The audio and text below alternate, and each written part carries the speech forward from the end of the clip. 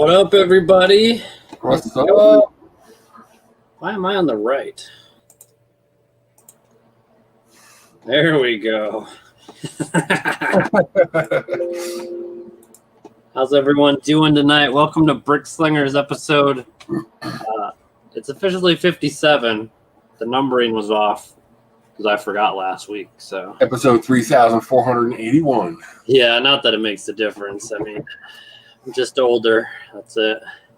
Just older. Another week older. We both are, actually. See, I didn't realize we both had birthdays in the same week. That was cool. Oh, yeah. So my birthday was the 14th. James' birthday is that was the 17th. Yep. So we're all old now. Yeah. I spoiled myself this year. Did you see what I posted on Facebook? Oh, yeah. You had a fancy dinner. Oh, yeah, dude. I've been dying to do that for years. Ever since I started watching Hell's Kitchen, I always see Ramsay making these beef Wellingtons and everything, and these idiots screwing up like $80 plates of food every time. I've been dying to try it. And down here in South Florida, there are not very many people that even know how to make it, let alone will make it for you. So I got lucky. I found a local chef here in town that has a pretty decent restaurant. And we were there one day, probably about 4 or 5 years ago. I asked him about beef Wellington, and he says, yeah, I can make it for you. He says, I'm going to need a few days' notice, though, because I got to order the meat. I got to prep all the sauces and stuff to make it. He says, but if you want it someday, let me know, and I'll make it for you. And I knew it was going to be expensive. I mean, you're talking about a couple pounds of filet mignon for 4 people. So I kind of put it off for a long time. And this year I actually contacted him, and he went ahead and made it for us. And I gotta admit, I mean, I used to be a cook myself years and years ago, and I don't really cook very much anymore. My kids have kind of taken over. I taught them how to do it, so I don't even have to cook anymore. They do. But I mean, I'm being a house of 4 adults, or 5 with Robert here when he's here 6 months out of the year. It's legit cost effective to go to BJ's, buy an entire filet strip, the whole back strap. Yep. Cut that up, because if you do that, it's like $5 a person per meal. It's really inexpensive to spend $100 and then have, 5 people have 2 dinners out of it. It's not that expensive in the end. So we eat filet once in a while, and I've got to admit that going to that restaurant and having a legit gourmet chef make you beef Wellington has got to be like the best filet I think I've ever had. It was thoroughly impressive. So anybody out there who is toyed around with the idea of trying it someday, definitely try it. It was awesome. And it was one of those things where it's like you might be able to justify doing it once a year. It was expensive, let me tell you. It was,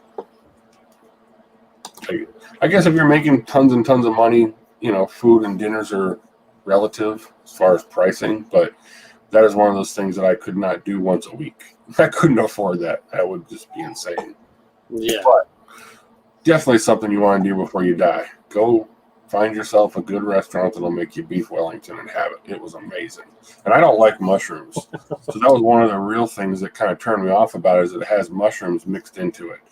But I swear you could not taste mushrooms at all. For some reason, all the flavor from the beef just overpowered the mushrooms, and you didn't even know they were there. So I had one hell of a birthday. I had fun. Nice. I didn't do anything for my birthday. And then my kids got me sick. You got sick for your birthday. That sucks. A week and a half now. I went like an entire year without getting COVID, and then my kids give me like this cold that was like cold, sore throat, stuffy nose, runny nose, headache, like everything. Every day it's something different. And I'm like, what the hell? Like, you just got like a legit straight up cold for your birthday. Yeah, like I got the COVID vaccines. Like I can't get it, but I got the cold. So we forgot to fix that one. Yeah, right. We still haven't worked that one out yet. It's only been a couple thousand years. Yeah, so I think everybody else got over it except for me, but Oh yeah. we'll see. As always, we are sponsored by Brick Freedom, so go check out brickfreedom.com for all your Bricklink and Brickowl syncing needs. Steve was on 2 weeks ago and kind of gave an update. Yeah, I don't know anything new about it. I mean, it's still working for me. Yeah, I haven't had any problems with it this week. We actually kind of came up with a little system of making things a little bit simpler for big pick lists. We started breaking them up into like 15 or less, 16 or more. Yep. So, and that's lots. So if you've got, sorry, I meant to say that. If you've got 15 or less lots or 16 or less lots, the kids can pick. You could do like, oh man, I bet you they were knocking out like 30 orders in one night, maybe an hour or two, doing like the small orders that only have like 15 lots or less. Oh yeah, those ones are the best. They're so yeah, just rip through the store and pick them really fast, and then save all the big ones for last. Problem is when you got like a couple that are 50, a couple that are 80, ones that are 100 and something lots all mixed together, those 4 orders wind up taking like 3 or 4 hours. It's like crazy to go through and pick. You know, you're picking 10,000 parts. But we started breaking it up that way, and it worked pretty well. Nice. Yeah. So let's see who's with us tonight. We got Brick Quest, 50 caliber bricks here. Leaf Hunters here. Doughboy. Blue Mountain Bricks. Jared's here. Daddy-O Bricks is here. Kep89's here. JT Bricks is here. Max Brick Shop. Sean's here. Says his kid had the same cold thing I have. Sweet. Well, we are going to give away this sweet Easter thing at the end of the show. I'm not sure what year it's from, but it's Easter related. Because we're probably not going to have a live stream on Easter. But, yeah. Howard's here. Hi, Howard. Cynthia's here. Knees are overrated. David's here. David had a birthday the past week also. Happy birthday. Watch Yourself. Jason is here. If you didn't know why his name is Watch Yourself, he does videos about watches now. He has moved from Lego to camping to watches. Evelyn's here. She's behind you somewhere, I've seen. It's a pretty broad hobby collection. Yeah. So, yeah, we'll have a special unboxing towards the end of the show, I think, too. Yeah. I want to show you guys one cool thing I found out. If David West is watching, or if you watch in the next few days, David, send me your address. I still have a prize from last month to send you. So, David West, send me your info. Let me pull up Brick Freedom here. So, I was always handwriting. Where'd my business card go? Let me find a business card.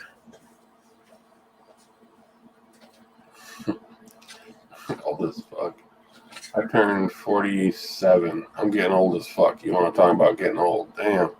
I'll tell you what, I was feeling really good till about 40. 40 came around, it's just like, what the hell? They weren't. Jason's birthday was last week, too. Yeah. See, only cool people have birthdays in March. Exactly. I got the kind of like the cheesiest ass holiday of the year to have a birthday on, though. I mean, St. Patrick's Day. Like, who really does anything on St. Patrick's Day except the alcoholics? Well, I went to Raising Cane's and I got green lemonade. Green lemonade. Yeah, because like the main drink they have there is lemonade. Oh yeah. And I was like, "What the hell's wrong with my drink?" And I was like, "Oh yeah, it's St. Patty's Day." Yeah, so Jason's 49 and his wife is 29, so he's balling. Well, I could come with so many jokes for that one. I'm pretty sure I'd piss him off. Problem was, he hooked up with her 12 years ago.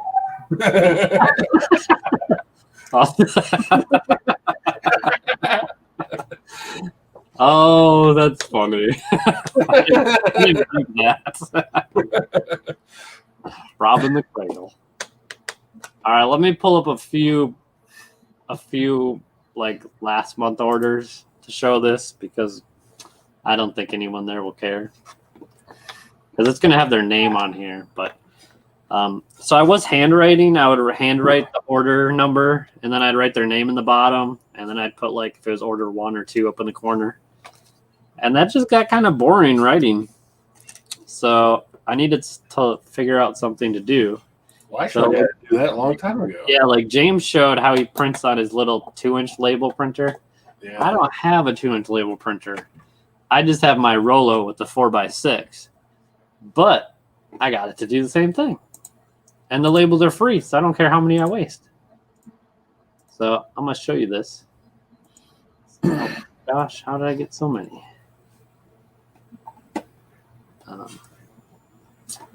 It selected all of them now. My computer's been acting up again. It's been a pain in my butt. No, we won't do that one. You should actually share your screen and do it so they can see how you're setting up the label for it. So that even you got bigger labels, it'll work. Yeah, I'm going to get a couple here so you don't see everybody's name. What happened with your dog scheme thing?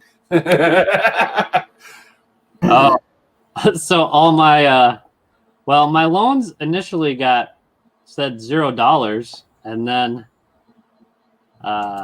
they said $0, and then a few days went by, and they sent me the statement that said $0, and then I closed all the accounts, and they said your accounts are closed, and then all the debt came back.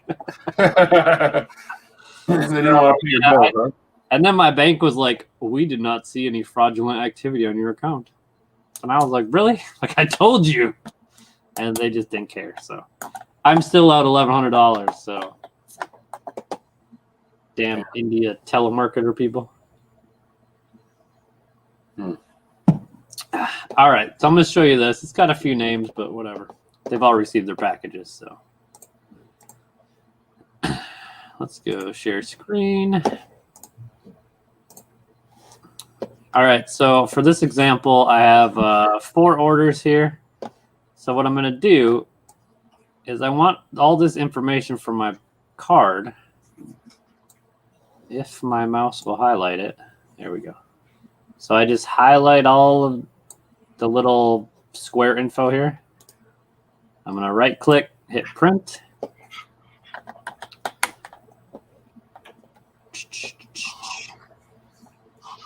And then on my thermal printer, I need to reduce the size.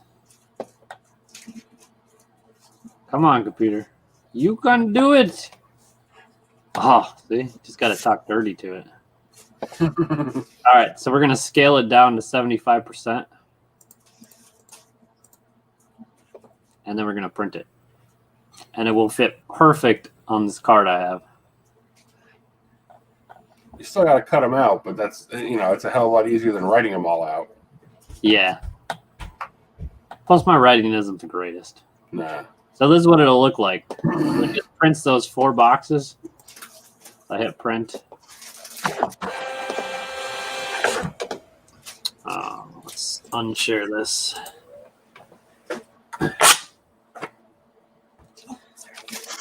And then let me get the scissors. So this is what it looks like now. Yep. Kind of blurry. But now we use those same labels. Once the order's printed out, we'll use those labels and stick them on the back of the package like this. I mean, here's the front, and then we stick them on the back so that later on, if there's any mistakes or problems, we can figure out which package is which. Because a lot of times, like the other day, man, I had like 45 packages on the floor with no labels on any of them, other than the little ones that we printed out and stuck on the back. So I usually put my shipping labels on last. A lot of times we overpack things. If there's like base plates or something small in there, we'll put extra packing in the package. So I can't really trust the weight numbers on Bricklink or Brickowl because sometimes we add extra packaging. So a lot of times we'll print the labels after the fact and put them on. So we got to keep track of the packages while they're laying here in a pile. And that's how we've been doing it for a couple of months now. But your printer's a lot different than ours. Yours is what, 6 inches wide? 4-inch by 6-inch. Yeah. Yeah. So then I just cut them out and I stick them on. Yep. And then it says the order number, and then it says what is it? It's backwards here. The brick owl ID, the weight, how many lots, the name. And then when I pack my order, like I'll pack it all in the plastic bag. Well, I'll pick all the order, multi-pick, and then I recount everything, and then I bag it, and then I slide this in so this is pointing outwards, so that I have the bag of parts with this right on top inside so I can see it.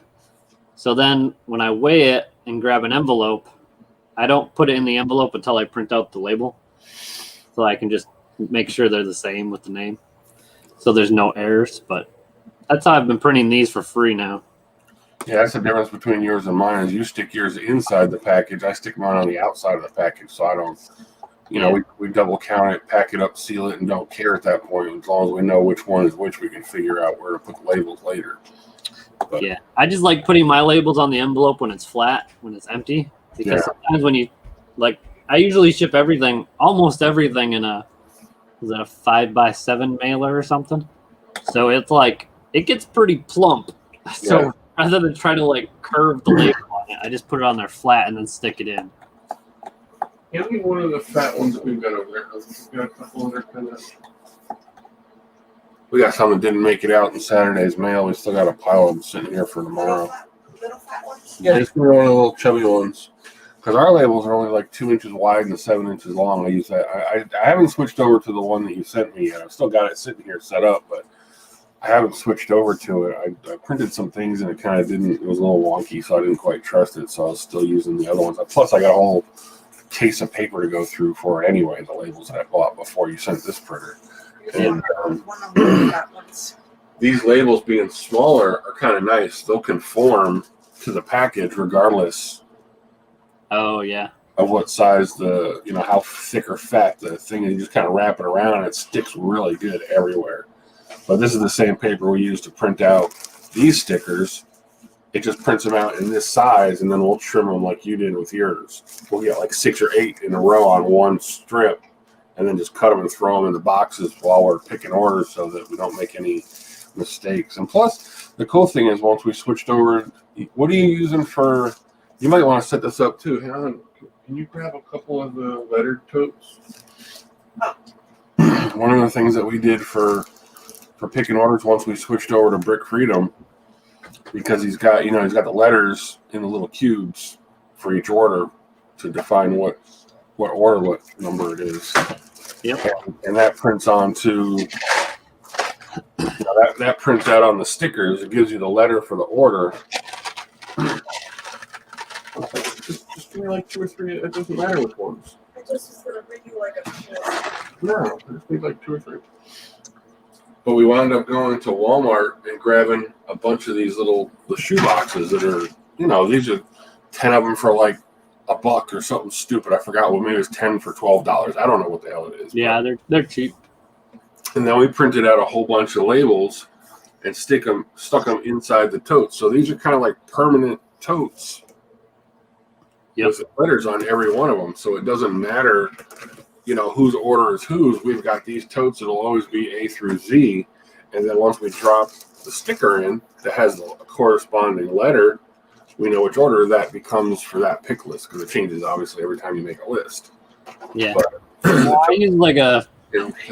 I use a knockout brand kind of cabinet. It's got some different size drawers in it. Mm-hmm. And then I have the big ones are always I use numbers instead of letters.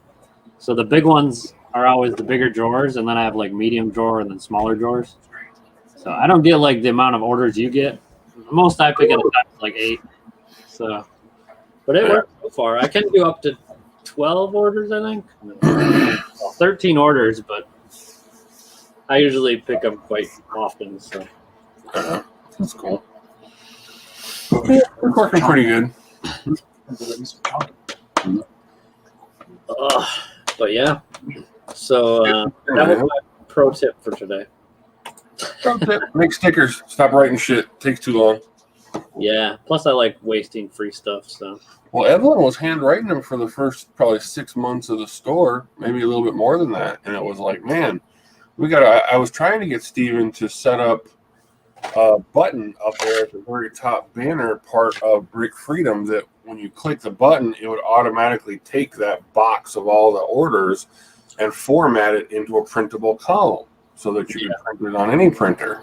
And he said it was a good idea and he was going to put in a list of things to do. And I know he's busy, so he didn't have time to do it right now. But I tried to get him to do that like 6 months ago just to make a button so that it's kind of automated. The whole thing you just did, it works, but you got to format it, then you got to squish it, then you got to make it fit your labels and all that shit. Yeah. It's kind of a pain, but she was handwriting them for the first 6 months, and I saw her sitting down writing. We were picking 30 orders or 40 orders. It took a long ass time to write out all that shit 40 times, and then you got to do it again tomorrow or the next day. I was like, no, we got to come up with something faster than this. Yeah, it works good. Yeah, Sean, what is up with that? Sean picks, dude, how many orders are you doing a day? Isn't he doing like 20 or 40 orders a day? How the hell do you pick 20 or 40 orders a day, one at a time? I mean, he just picks Lego all day. But he's got to have some big ass orders that have got to be like 50 or 150 lots.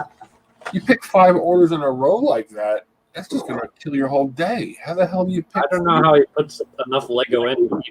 Filling enough orders. I don't know either. I want to, Sean, send me a private message or something. I actually want to call you. I want to pick your brain on a couple of things. I was looking. I know you and I talked a couple weeks ago, but I can't remember. You can call him through Discord because he doesn't have a telephone. You don't have a phone? Even a landline? Oh my goodness, boy! You live out in the sticks or some shit. He does. Got satellite internet connection. Yeah, but he and I spoke a while back, probably a month or two ago. But I wanted to talk to him and pick his brain on a couple of things because I'm just curious on how. I know he's got a webcam by now. You can't use that bullshit excuse anymore. I know your webcam showed up. I looked at your Amazon tracking. I know you got it. Yeah, that's how he can talk to you through Discord now. Okay. Yeah, I want to get on with him and chat with him. I want to ask him some questions. I'm really curious how he's doing some stuff because the numbers he's putting up there are just insane. Especially with just him and his wife. I mean, I don't know how the hell people could, how you knocking out that many orders with 2 people. He has internet phone. Internet phone? Yeah. So he can Skype. He can Skype now. He's good. I've used Skype in about 10 years. All right, I'm going to get my phone set up. I'm going to show you guys what I built this week to make my store better. Apparently I need Safari. What the fuck?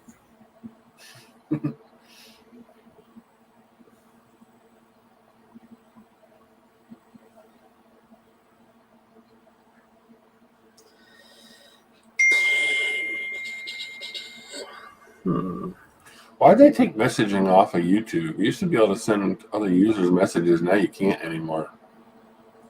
I don't know. Probably became too liberal or something.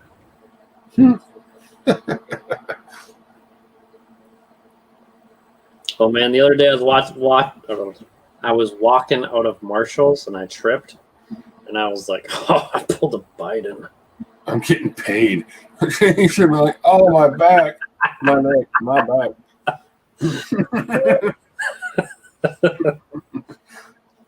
All right, as soon as I find Safari here, I think I've hit it. There we go. See, so Sean's not like totally like out in the no man's land. His wife has a cell phone. The kids are always safe, though, boy. You put them in cages. Put them in cages. Something I was kind of curious. I was watching like a little thing on the news earlier, and they said that now the Biden administration is taking all these children to other locations, and I'm like, what are these locations? Where are they putting all these kids? We're gonna fly them to the Canadian border to get processed. You know what that means? They're gonna go to Canada, and then they're gonna come back down through my town. Like, why are they taking them to Canada to process them? Why? That doesn't make any sense. They're too busy playing cops and robbers down there on the border. Ain't got time for that. Whoa. 50 caliber says, how'd you like sorting all those dots? I didn't get to do it. Alex did them all one day. I didn't even know he was going to do it. He turned around. He's like, hey, look, I sorted all the dots. And I'm like, dude. Hey, I uploaded 12,000 dots this week. I sorted all of them I had, uploaded them, and then I happened to be at Michael's like yesterday. They had more. And my son's like, oh, here's clearance section. Look it, they got Lego. And I was like, damn it, they got a bunch of dots for $1. I was like, might as well buy them. So I got like 18 more bags. You know what I spent like 2.5 hours doing last night? This was good. Alex wound up going to the Lego store Saturday. And we went to the pick-a-brick wall. When you buy a lot of stuff from there, they let you use like the miscellaneous little tiny parts to fill in gaps in your cup, so you can like cram as much shit as possible into your pick-a-brick cup. Well, Alex bought like, I don't know, like a dozen cups full of parts, so they gave him like a couple of scoops out of the miscellaneous bin. I think he had like 2 or 3 cups of parts. I went through and sorted like 3 cups of miscellaneous drawer parts from the Lego store. It took forever. There's like probably like 60 different parts in the stupid drawer. All right, quit shaking the damn thing and making noise. Shut up, that's your game for today. Oh, we got a game. Did you do it? I know how many are in there. Did you count them? We did it yesterday. Oh, okay. Ooh, we got a game for later, and I think we have a special giveaway later too. Uh-oh. Yeah, I think we have giveaway materials. Who knows? We do. If I'm not mistaken, there's some stuff in that package for the show that we can give away. All right, I think I got my phone working. Hopefully there's no echo. Let me show you what I built. Can you hear me still? Can you do what? Can you hear me still? I hear you. A little bit of an echo, but I hear you. Kind of like mute the phone, probably. Yeah, I think I did. Okay. All right. Want to put this up on the stream? Oh, yeah. I got it. Click on it. Yeah. See my message. All right, so here's the sorting table. Yep. Here's the dog bed. Where's your feet? Is that a feet warmer? It's the dog bed. It's a feet warmer. And then, so I built this to be a back kind of thing, so I don't lose parts down there. So there's no space anymore because it's screwed together. But then I also built a shelf up here and put a side so it's kind of like a cap. And then all these Legos are processed. I just have to upload them. This one, drawers are in. But then I got the new wide stair legs. So these are much better than the Walmart ones I had. How much were those for the bigger ones? I got them for $12.89. Oh, that's not bad. No, so they hold quite a bit. They hold the 12 of those. As you can see, I have quite a few empty ones. And then I kept a few of the other ones because they fit under the desk next to the mini fridge. So that's where I got them now. But I just wanted to show you this cap thing I made. Keeps them all together. So plus then the extra weight up here, it's like spread out and it won't smush them like the last ones. How much they want to move around without the thing on top? Not that much. They'll move maybe like a half inch if you sway them. Okay. But like this just keeps them nice and tight. So, yeah. You could probably just could you always like tape them together on the top and the back to keep them kind of secure, or zip tie them or something.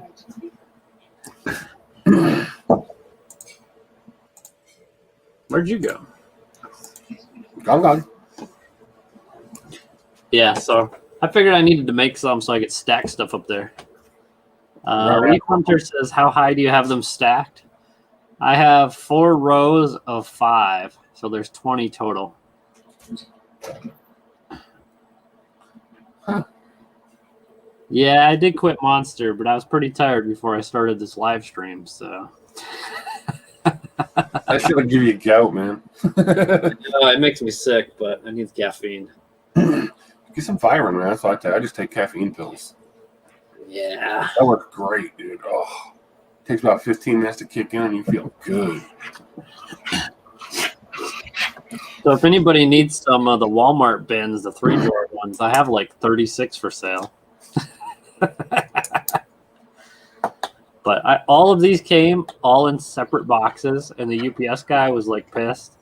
He's like, I had to come here early because your boxes are taking up all of my truck. I can't walk in there. And he's got to go back and pick up more shit after he drops yours off, probably. Yeah, it wasn't like they got a box that fit perfect. It was like they put it in the box and then they added a bunch of bubble things to take up the space. And I was like, my gosh, this is the most inefficient way to ship these. So, like, they would have had to pay at least, I don't know, it's $8 to ship each one through UPS. Like, I only paid $12.89, so you can't tell me they really made any money off of it. Yeah, you probably got it for just about free. Yeah, so all of them were in perfect condition except for one, which had the drawers put in backwards, which I thought was weird. But they must have did it at the factory after they molded it. They put them in backwards, and like the plastic warped. Like it must have been hot still. So that when I took them out and tried to put them in the front way, they wouldn't go in right.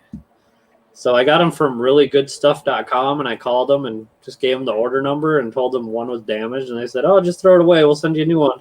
And I was like, "Okay, cool." So Nice. I think they say they're like $16 or $17.99 regular price, but I found a 20% off coupon online, and they were on sale for $14.99. And then I also found a free shipping coupon. Shit. So I ended up getting them for $12.89 a piece. Not bad at all. Yeah, so I took all the lids off because I only need like 4 because I stacked them. We're thinking about switching around the store a little bit, only because of volume. That's one of the things I want to pick Dave or Sean's brain about a little bit is how he's doing his storage on doing such bulk. Because we're not really outgrowing what we've got right now, but I want to outgrow what we've got. So before we do it, kind of need to come up with a plan. We're in the process of trying to formulate a good plan before we do any of this stuff on expanding everything like drastically, like 3 to 4 times what we're doing, just in scale, the store, sales, everything all at once. We've got the parts to do it. Right now we're sitting on about 2,000 pounds of Legos that we need to sort and inventory. So the Legos are not the issue. It's going to come down to time, labor, storage. So I need to get with somebody who's got a big store in used parts and kind of figure out what's the most efficient way of doing it. Because I think right now the little totes that we've got over here on the racks were great. If you've got a 250,000 part store, it's pretty good. But we've still got a lot of stuff on our overflow because eventually you wind up with 500 or 1,000 2x4 bricks. They're not going to fit in a tote. So we got bags of extra overflow parts in the drawers. And we're kind of wondering if just going to straight drawers with bags of volume stuff is the right way to go as you're getting bigger for used parts. I don't know. We're thinking like right now, how many drawers do we have? We have Too many. Too many. So we got like 60 or 70 drawers right now. We're talking about buying like another 200. 9 times 9 is 81. Yeah, so we got about 100 drawers. We're talking about buying 200 or 300 more and spreading the parts out further. So one drawer would be nothing but like 1 by black bricks. One drawer would be nothing but 2 by black bricks. And through, categorize it that way, just so that you can handle the bulk of the volume. So, Sean says hit him up on Discord after the stream. He might have a way for you to get a whole bunch of those in bulk. Yeah, I will. I appreciate it, Sean, because it's just there. I mean, I know there's a lot of stores that have a lot of new parts, and even those, you know, you run out of drawer sizes eventually. I mean, it's great for small parts. The drawers are good for that. Same thing with the caddies we've got over here. Those are great for small parts. You got like 1x1s, 1x2s, modified bricks and plates and stuff like that. They're great because you can put 500 of them in there. But you know, when you start talking bigger volumes, I mean, I don't even know how many. I have to do the math on it because I haven't really. We just started talking about it the other day about scaling everything up a little bit and trying to figure out how to do it because we're not using any outside sorters or anything yet. We're not using anybody but the four of us, and Robert does some of the color sorting for us. Actually, my dad took 100 pounds. He went up and picked up 150 pounds of Legos for us because he was going that way anyway, and he picked it up and brought it back, and he's like, you know, maybe I could try doing some of this, and you know, pay me a little bit. And I'm like, all right, cool, here's 100 pounds, take it home and do it. Let's see how it goes. Yep. So now my dad's got 100 pounds of Legos over at his house that he's working on, and we'll see how that goes. I don't know if he's gonna have the attention span for it, but we'll see. But yeah, I mean, we're kind of thinking about like, okay, do we want to sub some stuff out? I don't know. I don't really like so much the idea of having somebody show up in your house every day. I know Chris is dealing with that. It's not like he doesn't trust the people, but there's like always somebody in your house all the time doing work. So I know that's kind of an issue. So we're not loving that idea so much, but. Well, you guys are in your house every day, though, so like, yeah. It wouldn't really make a difference. It's not like you're going to work somewhere and there's some person in your house. Like, Chris is gonna have to go back to work, and that's why he doesn't want people in his house. So he messaged me the other day. They're super close to getting business somewhere to open up. So that kind of leads me into What, Christmas? He's talking about he's really going to get like a retail place? Yeah, I'm not sure if it's a warehouse or in the mall or what, but the reason that Bricknanigans has kind of disappeared is because a lot of the people like us that are on YouTube, we aren't really making any money doing all this YouTube stuff. Yeah. And like, you're giving away stuff in the hope that people would see you on YouTube and come to your store and place a bunch of orders. Oh, Great Brick Lab's here. Hi. What's up, Chris? And that's not really how it's working. It's more like all the sellers are coming to YouTube to watch everyone. Yeah, I mean, and I don't mind. I thought it was kind of cool because everybody's sharing ideas, which is But nice. in the end, like... The idea was that a whole bunch of buyers would come and buy Lego. And I think I've had 2 in the last 6 months that were like, hey, love the YouTube. I placed an order, and I was like, cool, I made like $3. I think the ones that are getting a lot of views and a lot of customers watching their videos, I mean, like you said, what was the other one? Pop's Block Shop. He's the only Lego person I know that's getting like mad orders from YouTube. These guys like watching their orders being picked individually. I think that's a big part of it. You got to do that whole thing. And yeah, if you're using Brick Freedom, there's no personalization whatsoever when it comes to picking orders because you're picking 30 at a time. You know, it's kind of hard to pick any particular person out and be like, oh, here, I'm picking here's your 1x1 plates, here's your 1x2 plates. You know, you don't have time for that when you're doing a big store. Like even just a brick in the bucket, they haven't been putting out many videos lately, so I don't know if they're thinking the same thing or what they've got going on. But those guys did a lot of nice production setup in the beginning as far as trying to make their videos like all legit looking and, you know, really good quality. Yeah, that's like their regular job. They're good at that stuff. I'm terrible. They can do that all the time. But yeah, we're kind of actually doing this full time right now, realistically. I mean, the kids and I will go to the shop to do like work when we need to. But we're kind of to the point right now that this is almost sustainable as far as orders and sales to make it full time. And I think we figure that we've done 1 million parts. We're just shy of Yeah, we're just shy of 1 million parts between what we have sold and what we have in inventory since we started. So in a year, we've been able to put in almost 1 million parts into inventory. We've probably sold off 700,000 or 800,000 of that. That's crazy.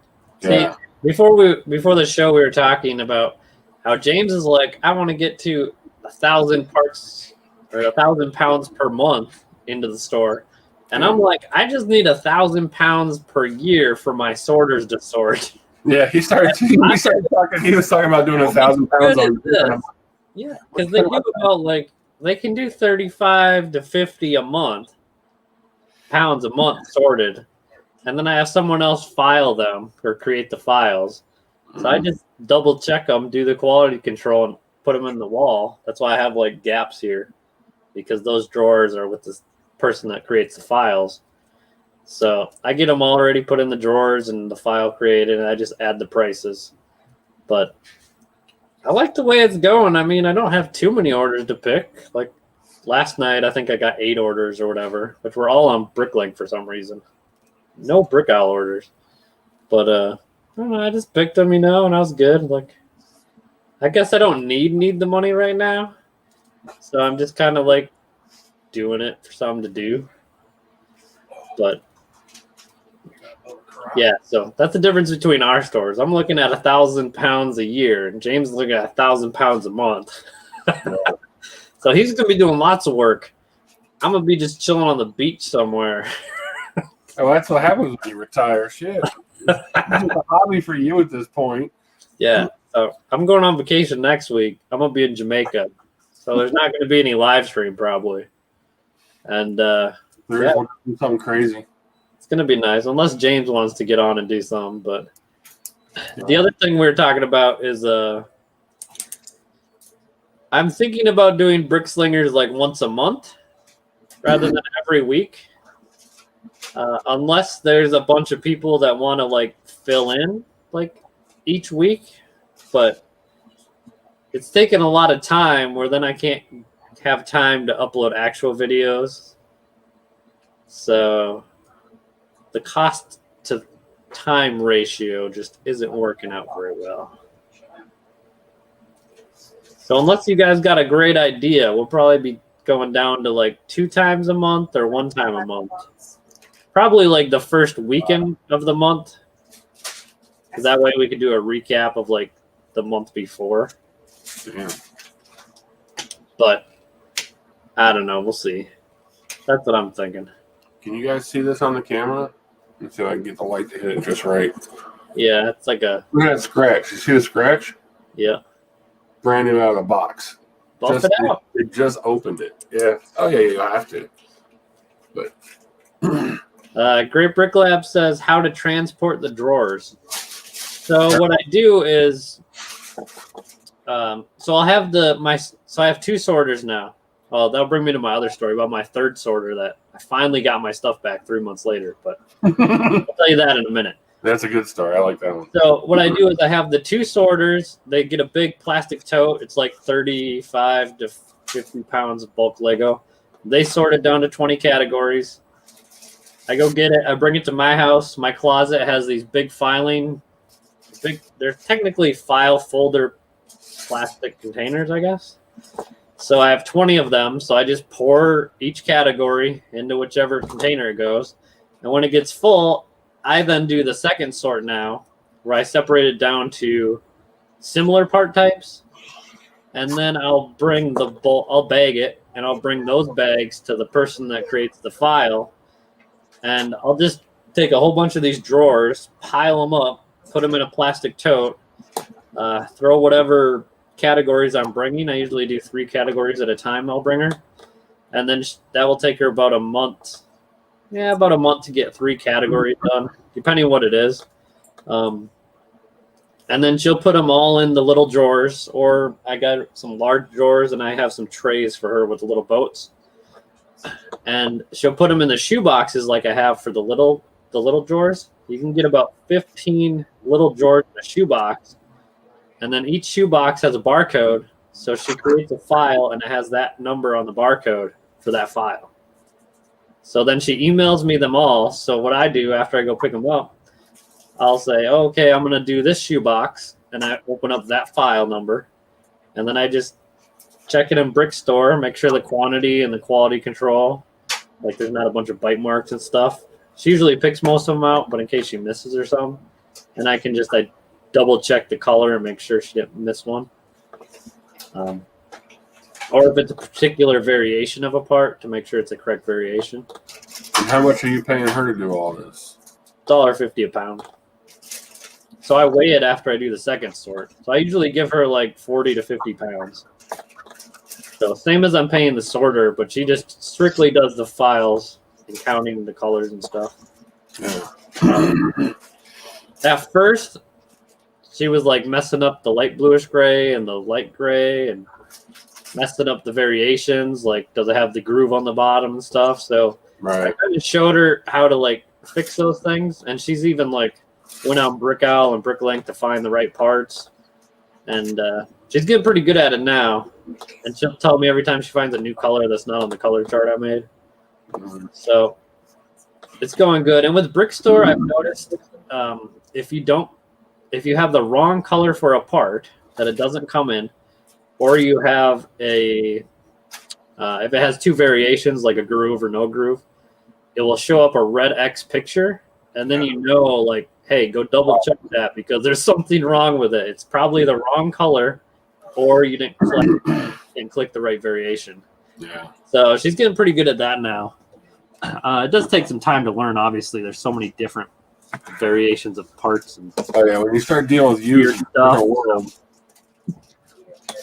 Plus, when you do one category, you have a whole bunch of them. So, like, you'll learn pretty fast. And then when you go to the next category, it's got different ones. So, yeah. Chris is saying there's different parts of it he likes. We're the same way here. We've got the four of us each have like a specific part of the store that we like the best. I personally like sorting. I don't like picking orders at all.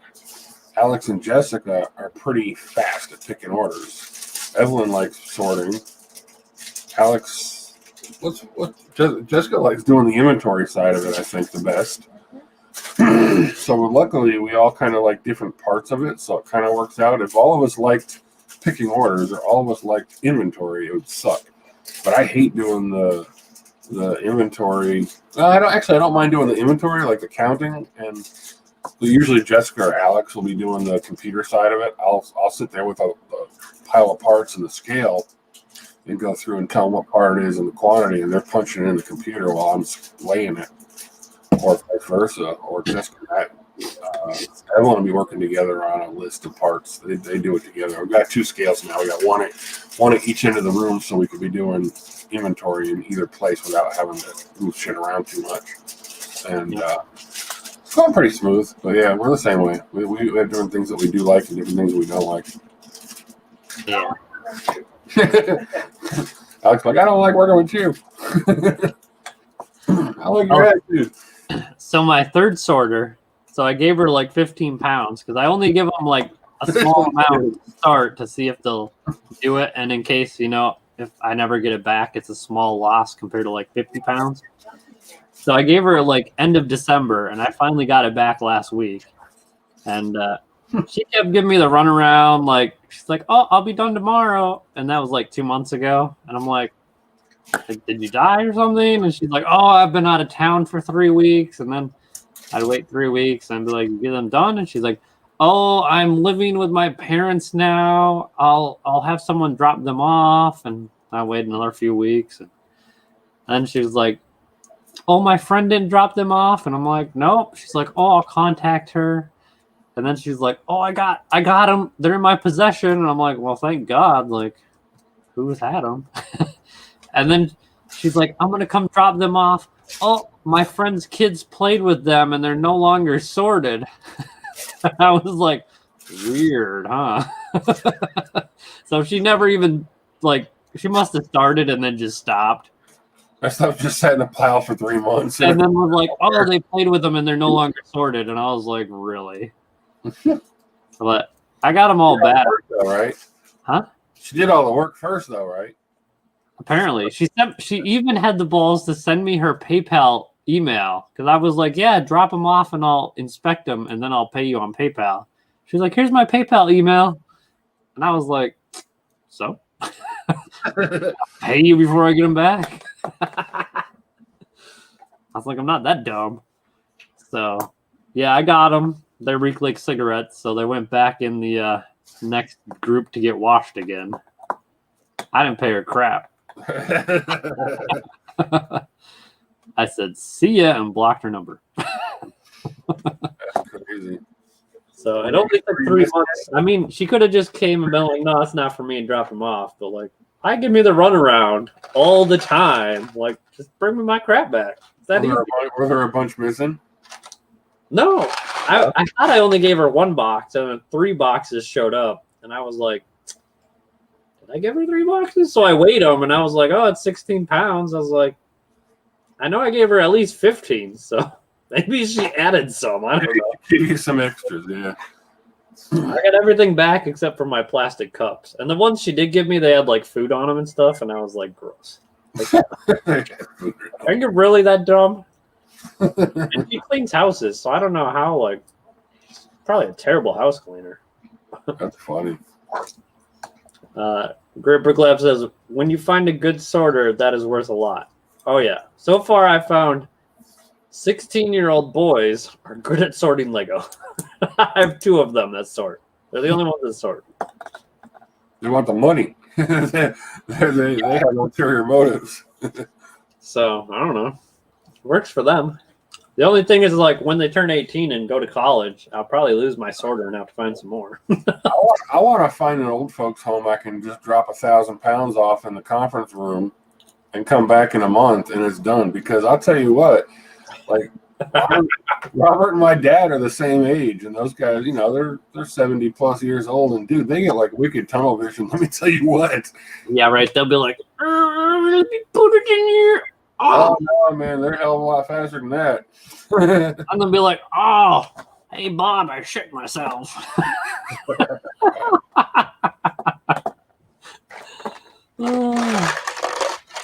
Yeah, I don't know. Lots of people are getting out of the Bricklink game because like, you can't find clearance Lego anymore. So I know Blacker Bricks, he closed his store down. Comcore, he closed his down. Who else was it?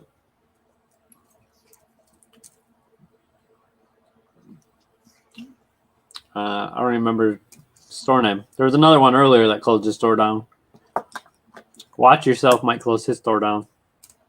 Because, like, if you're selling new Lego and you can't get clearance Lego, you can't really buy more Lego to sell. So you're just going to run out. That's where you got to get into the used side. The used side's never ending. Yeah, so I'm glad I switched over, like, at the perfect time. And I've kind of got everything implemented. And I don't know.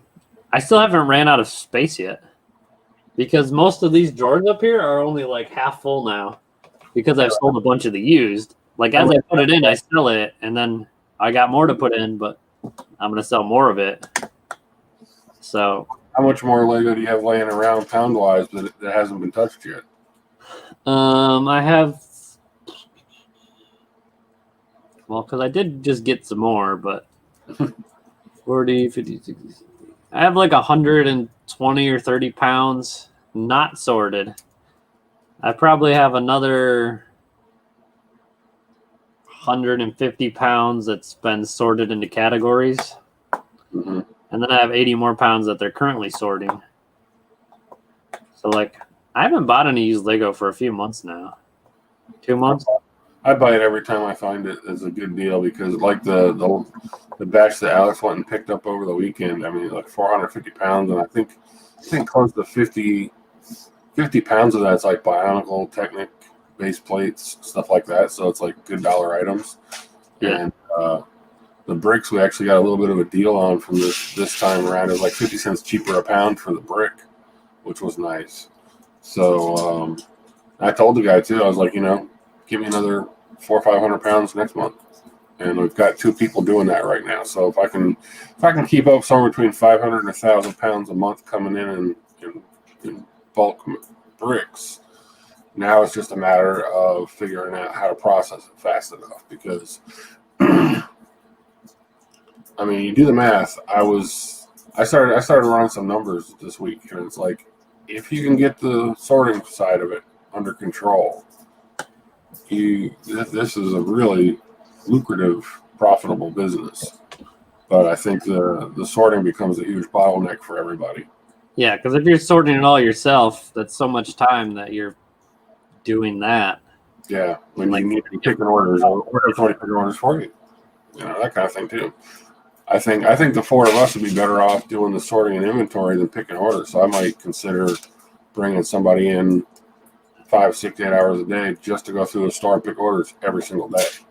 I think you should just have one of you sorting every day, one of you picking orders every day, one of you uploading every day. It's too much stuff to do. It's still too much. You couldn't process it. You still couldn't process the parts fast enough going into inventory to do it. If you're talking, you've got to be able to. One person's got to. If you got 1,000 pounds, you got to put in, what's that? 1,000 divided by 30 pounds a day. You got to put in 33 pounds per day into inventory. Sort it inventory a day. I don't know. that would become very difficult to do for anybody. But even the four of us working together, it's hard to do. How long was it taking to do 100 pounds, you thought? Broke down, put in inventory. Yeah. A week. For four of us? Yeah.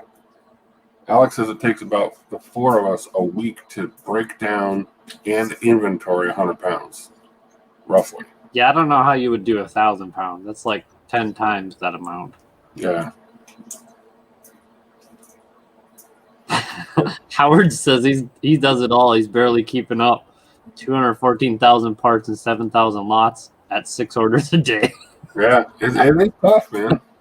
It just... I'm going to break everything down all the time. Is what kills me. Yeah, the whole breaking everything down and doing the inventory and having to do the category sort and all that shit. I mean, the machine itself, like if I really focus on getting that thing working, I've actually been, even the machine original idea I had for building a sorting machine, even the design that I had originally come up with is almost too small. Like it wouldn't be able to process this much stuff this fast, being the size and the scale that I was originally thinking. I was thinking something I could just set 3-4 little machines in my garage and let it run all day. I don't think that would actually be able to process the numbers that we're talking about doing now. I'm like rethinking, and the machine needs to be like a hell of a lot bigger and more advanced to handle that kind of. That would probably work for like my setup. Yeah. If it's running 24 hours a day sorting, I could easily like get through and file it, because if you're not having to sort, you just have to empty the bins or whatever. Well, it's not going to. One machine can't sort everything down to the individual part. It's not possible. Yeah, it also depends. Yeah, how it's sorting. Yeah. But you're gonna have to sort somehow, anyways. Like right. It needs to color sort and it needs to category sort at the least. It needs to be able to do those two things. After the category sort, the secondary sort can be done by people. It would be better to not have to, Yeah, that's what Sean. That's the idea now, Sean. Is multiple machines. Each one would be set up to do a specific task, and each machine would be simplified because of that. But you would need. I mean, seriously, you need one big machine to. The way I would do it would be to color sort first, and then you're going to need multiple machines running to take all those colors and break them down by category. So you probably need. But if they're breaking it down by category, just have it break it down by category in the first place. Well, what's the difference? Then you need a machine that's going to break it down into 54 colors, and how you going to manage 54 colors at one time? You could just do that yourself, like when you're creating the files. I don't want to do it myself. There's no perfect way. You can only have the machine help you at one point or another. It can't do everything. No, I can't. But I do want to do color and category. Those are the two things, because those are the two big time consumers. Doing the individual counting is relatively quick because you can do most of it on a scale. So counting is nothing. I mean, it's time, but it's not the worst amount of time. Yeah. I think The color and the primary category are the two worst things. After you've got stuff broke down to primary categories, the secondary category could be done by another machine or another step of a machine or whatever. But now you're talking 3 different levels of sorting on a machine, and you still have to have all the verification at the end because you still got to check the parts. You still got to make sure they're not chewed up. The machine's not going to catch all that crap. Yeah. So when you create the files to upload it, you could catch all that stuff because you would catch the fake, Right. damaged. Because when you're creating the file, you should be double checking all of that. Right. When you go to the inventory file, that would be like the QC check for the parts at the same time. While you're counting, checking them, putting them away, that's when you'd have to do all that. I have an ice cream bucket that the dog likes to eat. I'll let you enjoy it. Come over and start chomping on parts. That's funny. So, but even if you could make a machine that would sort 1 by 1 plate, oh my god, that would work so great. That's how you. The worst. I've already got a really good design in my head. It's just a matter of sitting down and building it and finding the time to do it. It's like it's not. I don't think it's going to be that bad. I mean, there'll be a lot to it, and it's going to take up a good amount of room. You're going to need a real setup, especially because originally I was only thinking, oh, it's no big deal. We just throw 20 pounds of bricks in there and let it sort it. Now I'm like, oh shit, we're going to do 1,000 pounds of bricks. That's different. Yeah. Well, that's like that universal one that's all over the internet.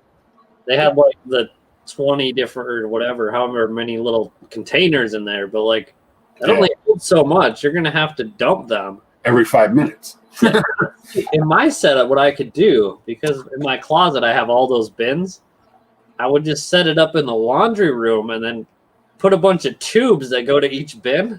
Oh yeah. And as it's sorted, it would just go into the bin, and then I can just, oh, it's full. Let me go second sort that or whatever.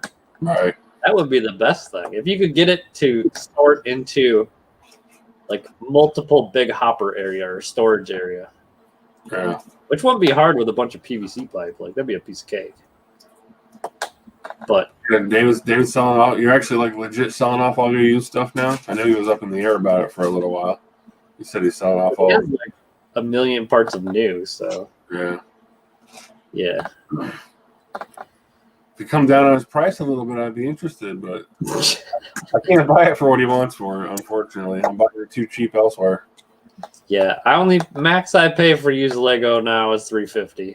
I don't care if it's got figs or not. $350 a pound or less. The last I got like 40 pounds from a guy for like $3 a pound on Facebook. Yep. Like hell. Yeah, if somebody It's wants, not like I need it bad. I'll just if I find a deal, I'll just get it and add it to the stack. And I got some lady really pissed off at me on Facebook the other day. Alex was over in Fort Lauderdale, and I had another. Did he say hi to Trump? Yeah, right. Did he live over there? Mar-a-Lago. But I was talking to some other lady over in that area. She had, I don't know, looked like 100 pounds or 50 pounds, and she had it up on Craigslist, and I was looking at it, and she got mad because I told her, I offered her less than she wanted for it, and I'm like, well, you got to take in consideration that some of the stuff in that tote's not real Lego. It's generic brand stuff. She's like, oh, no, this is all real Lego. And I'm like, that 6x6 gray plate with the blue printing on it comes from a Optimus Prime kit that is not Lego brand. That lime green giant plate over there in that tote, Lego does not make that color. I'm sitting there picking out stuff in her 2 pictures, and I'm like, this is fake, this is fake. All those figures are fake. And she got all, and I'm like, what are you getting mad at me for? You're the one who told me it was all 100% legit Lego. No, it's not. And I was like, whatever. Like, I don't care. It's like, dude, he's over there picking up 400 pounds. I don't care about your 100. It's not that important to me. But yeah, she got all pissed off. Yeah. It'd be nice if I could just find like 500 pounds at a time. I'll just put it in the shed in the back and just work your way through it over a year. Through it. Every year you only got to buy Lego once or twice, and you're good for the year.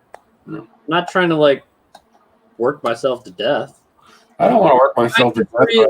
Or so. I just want to streamline it so that it could be like legit full-time business at this point, because it's eating up so much of our time. It may as well be. Yeah, I just need something that I can write off a whole bunch of crap. Because without a business, you can't write off anything. Start a Lego charity group, fool. If you want to write off, become a non-profit charity. They'd be auditing that crap. So don't do anything crooked. Hey, did anybody sign up for the new, what is it, the new, whatever those loans are that the government's giving out? No. They're like forgivable or something. I thought I should go apply. Oh, yeah? See if I can get like $10,000. Is that how much they're giving away? I think so. SBA, that's what it is. Small business something loan. Ooh, I'm about to start a new small business here. Yeah. Maybe I could give me some investment brick money. Foundation? Nah. Yeah, set up a foundation. There you go. I got a buddy here in town. I don't know if he watches the stream or not, but he's the one I got all the light flesh bricks from. Yeah. He's like hardcore Lego. Like he's like one of those extreme Lego people. He has like a huge storage facility of his sets and kits that are new in box, like 4 20-foot storage units full of just shelves full of kits that he's just sitting on. I guess his long-term goal is to open up a Lego retail personal store of some sort. Yeah. But he's set up as a non-profit charity type thing, and he gets, I've seen his warehouse. He's probably got, you think he has more Lego than us or about the same as us now? Oh, he's got by far more than Yeah, Alex says he still thinks just the totes. Yeah. He still got more? His use, he's probably got about 4,000 pounds of use. Okay, Alex is guesstimating he's got about 4,000 pounds of used bricks and totes and storage that's all been donated. It didn't cost him a dime. Oh, one of those people. He's sitting on a fortune, dude. Yeah. I know some other stores that do that. Yeah, PPP loan was another one, David. Did you apply for those, David? Is that how you're getting all your Lego? And for all the people waiting for July for clearance, have you seen the Walmart shelves? There is not crap for Walmart shelves, really. Like, if you've been there, it's not full. It's like half empty still because the Lego factories are behind. Pick-a-brick walls are not getting restocked. So I'm pretty sure July clearance is out of the question. So I wouldn't count on it if I were you guys. You need to get your application for PPP in quick. Program ends 3/31. See, look it. I could get mine in this week. Get me some of that money. Yeah, I think, it ends 3/31. Because they're supposed to like give you the loan and then you can get it forgiven somehow, maybe. I don't know. It's from the government, so I won't trust anything they say, but Yeah, I'm staying away from all that government shit because the last time they were trying to give out money, it was like, oh yeah, as long as we've got one of our governmental employees on your board of directors, you can have all the money you want. I'm like, fuck you. I don't need the government in my business. Like literally. Jared, our Targets have a ton. Like, they have tons of Lego, but I haven't seen Target clearance Lego for like all last year. I found nothing at Target on clearance for Lego around me. They're just selling out too much. They're just sell it and don't order anymore until it's gone at full price. Like, they were still selling advent calendar sets in February for full price. Really? Yep. Like, I bought nothing at Target for Lego last year. Yeah, they do have like 20% off, but I don't buy it 20% off. I buy it like 80% off. We got a deal. I'm looking through, and I don't know if it's worth it. I want to see what everybody on here thinks because I know some of you guys are new, and some of you guys are used. I got a guy here locally that's got one of the Coliseums that got it down to $350. It is open and built, so it's used. It was put together. But he wants $350 for it. And I think Alex was at the Lego store, and it was at $550 on the shelf. So I was thinking about buying it just to build it, and then possibly just throw it into inventory afterwards. The part's out at like almost $1,000 for that thing used. So you'd have to take it all apart and then inventory it and then upload it? Alex says he'll take it apart. The guy I was getting it from, he's like, "Oh, it's already built. You don't have to do anything." I said, "Oh no, dude. If I buy it, you got to take it apart." He's like, "What?" I was like, "Yeah, I'm not gonna buy it and then take it apart. Are you crazy? You gotta take it apart." And he's like, "Dude, that took me all day." And I'm like, "Yeah, I know." Yeah. Or he'd probably just take it and like drop it. Yeah, right. Drop it. It's broken now. Yeah, I was thinking about picking it up just for fun to build it, because I mean, that thing is massive. I don't necessarily want to keep it and like put it on a shelf forever, but building it, maybe I'll do like it. But what if I just do a live stream? That'd be kind of cool.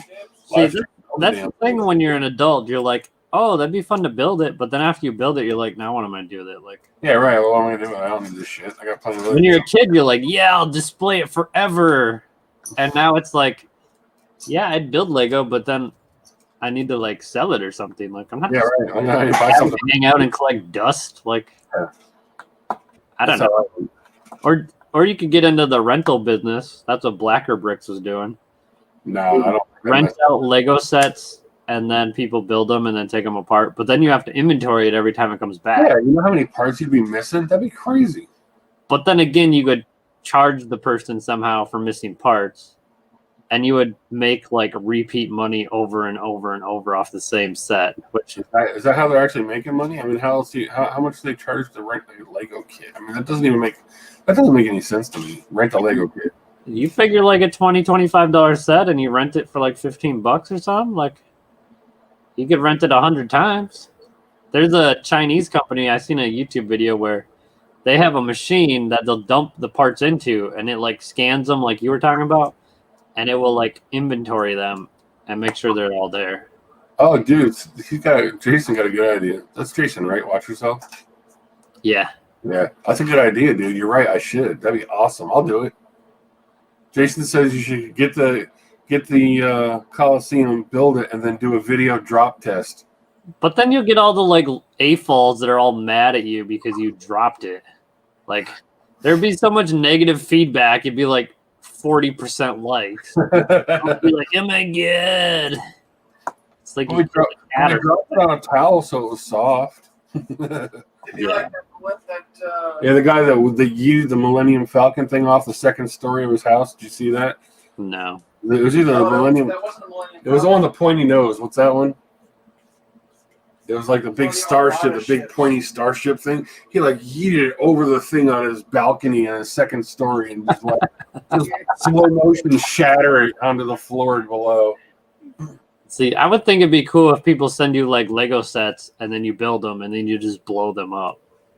Blow them up? Yeah, put some of that. We got gunpowder. What's that stuff you can buy at the Fleet Farm? And then you shoot it and then it explodes. I can just get some legit gunpowder and just blow it up. They use it for farming, but everybody like buys them, just blow stuff up with it. Oh, you're talking about fertilizer stuff. I can't think of what it's called. It's for pulverizing rocks on the farm.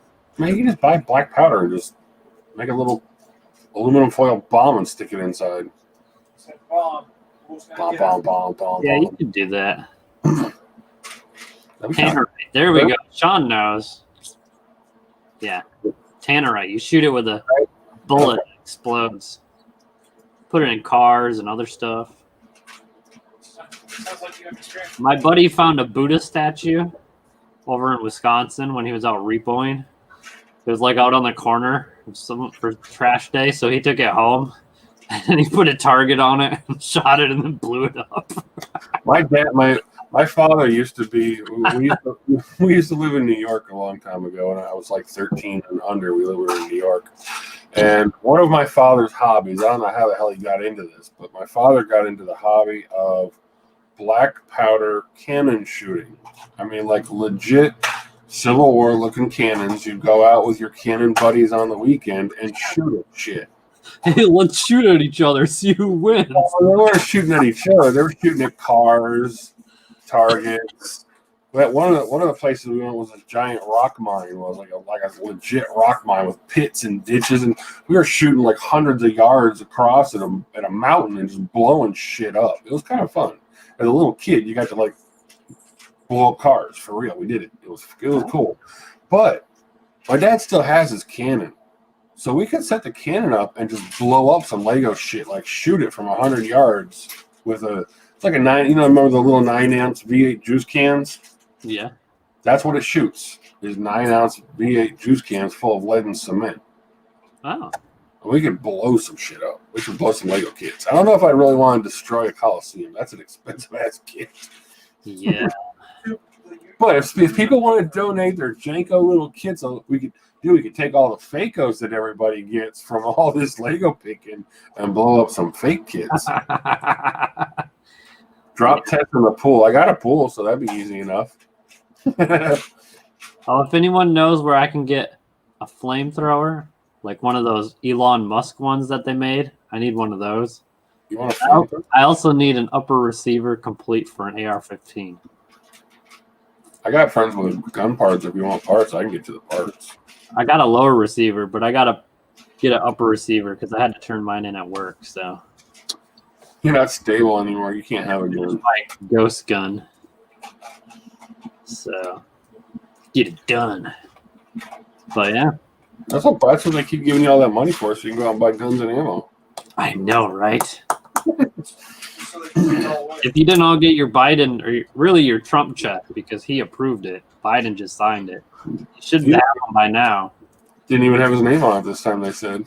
It was supposed to, but they didn't even put Like, Biden's name on it was direct deposit, so I don't really care whose name was on it. it. Yeah. I got my money. My name on it. That's whose name I had. It says not a flamethrower. Jared says I have 2 of the Musk flamethrowers. What? You want to sell me one, Jared? How do you have 2? Oh yeah, Hypersync. You got to join the queue. It's high demand. Yeah, you definitely got to get on there and join the queue. Because You may want to use Brickpacker until you get up in the queue because it's essentially the same service and the same fee.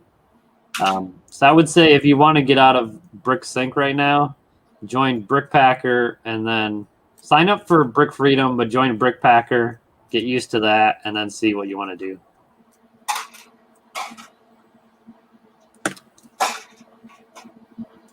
Sweet. Jared, let me know how much you want for one. I'd be up for one. Sean says, get a printed aluminum. Printed aluminum what? What does that mean? I don't know. Aluminum can? Stop speaking in this language we do not understand. Going to wait until I can get 10,000 for the pair. Bro, I could just make one with like a lighter and a propane thing and like a squirt gun. No, you just put the gasoline in the squirt gun and then you like mount a lighter on the end of it. And then you have flamethrower. Well, what you do is all you gotta do, go buy yourself one of those old school fire extinguishers that you can fill up with your own stuff and fill it full of gasoline and put a little lighter at the tip. Fill it up at home and pressurize it. Printed aluminum receiver. Why? That's expensive. I have an aluminum one. I just drilled it out myself. Wow. I found someone with a fancy machine that you just push the button and it does it for you. It was in the basement of a trailer house, but on the down low. it's definitely redneck, but it's legit. And it's real cheap to make. I just need the upper receiver. I got scope and everything.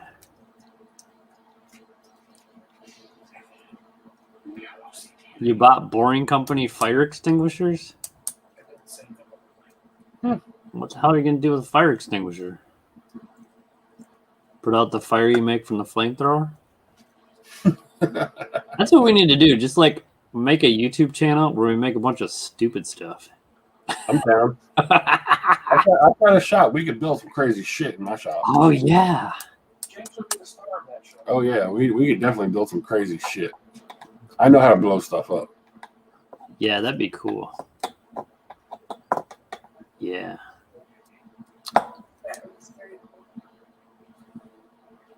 Oh, yeah, I know it's called the Boring Company, but like they just sold Fire extinguishers. extinguishers for it. That's not a good sales tip. Hey, buy this fire extinguisher because it has my name on it. In case you're in one of my underground tubes and something goes wrong, here's an extinguisher. Hold on to it. Although Elon Musk, he should run for president. He's pretty smart. He can make one business like profitable to pay for the other business, And I don't think he can run, can he? He wasn't born here. He wasn't born here. I don't think he can run. you don't gotta be born here. They'll just print you a whatever document, birth certificate. You're right. They got Obama one. You're right. Right, sorry, shit, Oh. I had a funny joke I thought of the other day, but I can't remember it now. Although it did deal with being the first something. There's all these firsts, now. But I don't know. Let's see. Sold shirts first, then hats, then tweeted, "What do you guys want next?" And Fanboy replied, "Flamethrower." So he did. That's funny. Oh yeah, if you want to get into making lots of money, you got to get into. I'm not sure what the name is, but it's where you harvest asteroids for their metallic materials. Because there's a website that lists every asteroid and how much it's worth, and they're like billions of dollars because of the rare metals that are in them. So you just got to create a spaceship, go up there like a tow truck, hook onto it somehow, and haul that baby back to Earth, and you'll be set. without bringing it into the atmosphere. Like interstellar space mining or something. So just go out there, wing this big asteroid to the planet, and wait for it to land somewhere, and then hope it didn't burn up in the atmosphere. Yeah. Jared says he's selling Tesla tequila. Did they get that from when you drain the radiator from the Teslas? That green shit that comes out the bottom. Yeah. All these people around me are buying these Teslas, and it's like you have to take it to a Tesla mechanic. Like they aren't everywhere, and they don't sell the parts to third-party mechanics. So, like, if your lug nut breaks, you can't just go to any mechanic shop. You have to call Tesla and go to the Tesla mechanic. And it may be 6 months to receive the parts to fix it. It just seems kind of stupid, but I don't know. I drive a Subaru, so who knows?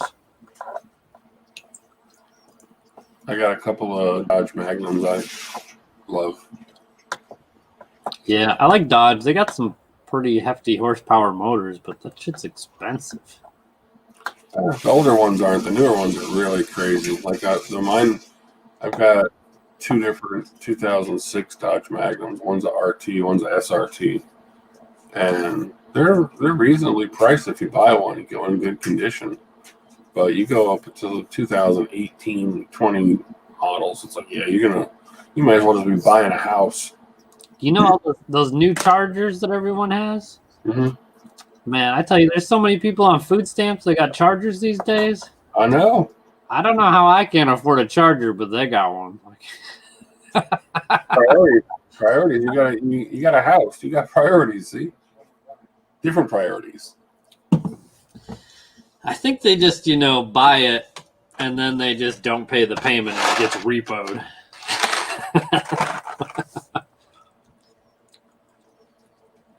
So who knows? But yeah, so we're pretty off topic. You want to do our little unboxing? Oh yeah, let's do our unboxing. Yeah, see what you got from wherever COVID is active now. Wherever COVID's active. You'll open it and you'll start coughing. Well, we got Steve. I'm gonna make sure I pronounce it right. Weatherald, Weatherald, Weatherald, and he's got a Bricklink store. Here, I'll share it. The Bacta Tank, Bacta, Bacta. Don't know what that means. I have to Google that word because I don't know what Bacta is. But anyway, the Bacta Tank is his Bricklink store, and he sent us a gift. Yeah, go check out his store. Give him some love. Yeah, we figure hook him up, give him a little shout out for his store. I got it over here on the page. You want me just to share it? Oh, sure. Yeah, might as well. Let's see. Share screen. Sure. There we go. Let's see. That's his main page. Let's see what his store's looking like. He's got 66,000 items and 7,500 lots. It's a pretty good lot count for that part count. He must definitely have used if he's got that much. Let's see. Is he new or used? Let's see. And he's in the United Kingdom, it looks like. Yeah, he's in UK. Looking like... Toy Store Alien. Yep, it's got a bunch of new and used, it looks like. I should get a bunch of those, put them in my crane game. What's this? Dude, what is this? I've never seen that. I need to get some of those. That's cool. There's one on my land. I want some of those. Those would be cool inside of a crane game. I've got one of him. I've got one whole figure, and I think I've got a head for a second one. Those are cool. But yeah. Anyway, he was nice enough to send us a care package, and I haven't opened it. What the hell is this thing doing? Oh yeah, Steve's here. He's in the chat. Steve W. Okay, what's up, dude? Thank you very much. Oh, And- that's a Star Wars reference. His name. Is it? It's not the thing we thought it was. Back Hank. What? Explain the reference because I don't get it. I'm not a Star Wars freak. I haven't even watched all the movies yet, so I've seen a few of them. But anyway, he sent us a little care package, and from my understanding, I haven't opened it yet, but from my understanding, that there's a couple of things in there that are for the show to be given away as freebies. So, but there's something in there he sent to me specifically, which I think I know what it is just because we were talking about it in the very beginning. But all the way from England, UK, wherever the hell, whatever the difference between England and the UK is. I think they're two different countries. I don't think the UK is a country, is it? The UK is The United Kingdom. It's like the United States of America, but then UK is like a state, or England's a state of the UK. Maybe I don't know how it works. UK is Ireland. Yeah, the UK is a whole bunch of countries put together. That just shows how ignorant. It's on the other side of the world. What do we care, really? I mean, I'm not going there anytime soon. If I do, I'll figure it out then. But you got The flotation tank that heals. a flotation tank that heals. Okay, I don't know what that is, but I'll have to look it up for Star Wars. All right, check out the amazing shipping quality here. This is the international. Like they ate it. Nowadays. I mean, they were like really trying hard to get into that box. That's like an inch deep gouge into the box. And luckily, from what I can see, like I can tell what the big thing is because it's the same color. But the internal package, I don't think is actually ripped or torn. So we might have like got lucky and they didn't really destroy it, but they tried. So here we go. Let's see what we got. It's probably a good thing you put it in this double bag because otherwise the box probably would have got shredded. I'm actually going to have to cut through some of this tape. He's got a lot on here. That's probably a good thing too because without the tape, I don't think the cardboard would have held up.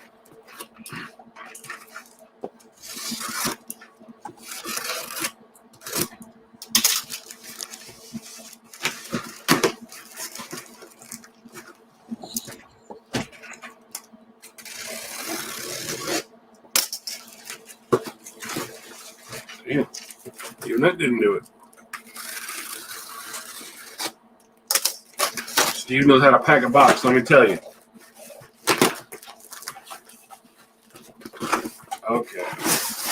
Now we're getting somewhere. I got it upside down. Ooh. There's a letter, which I will read personally first and then share it if we should. It's a whole box full of bubbles. Yes. Oh, we got Star Wars something. I can't tell what it is, but it does say Star Wars on there, so we'll open that up in a minute.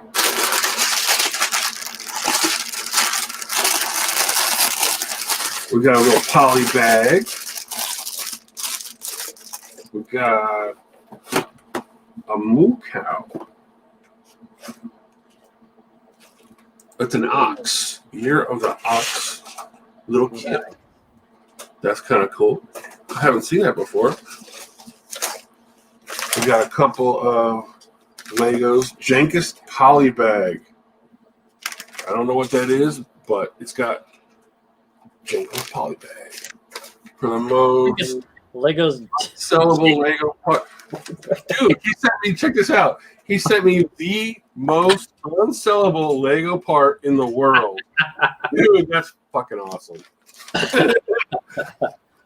that a challenge? Yeah, right. No, that's cool as shit. I want to see how I can open this box up a little bit more without ripping the other one, the internal one, apart, because it's really packing it tight. That's what she said. There we go. I think I'm gonna have to cut the box apart to get it out because it's really. Unfortunately, they kind of crushed the cardboard box into the kit, so it's like really wedged in there, crazy tight right now.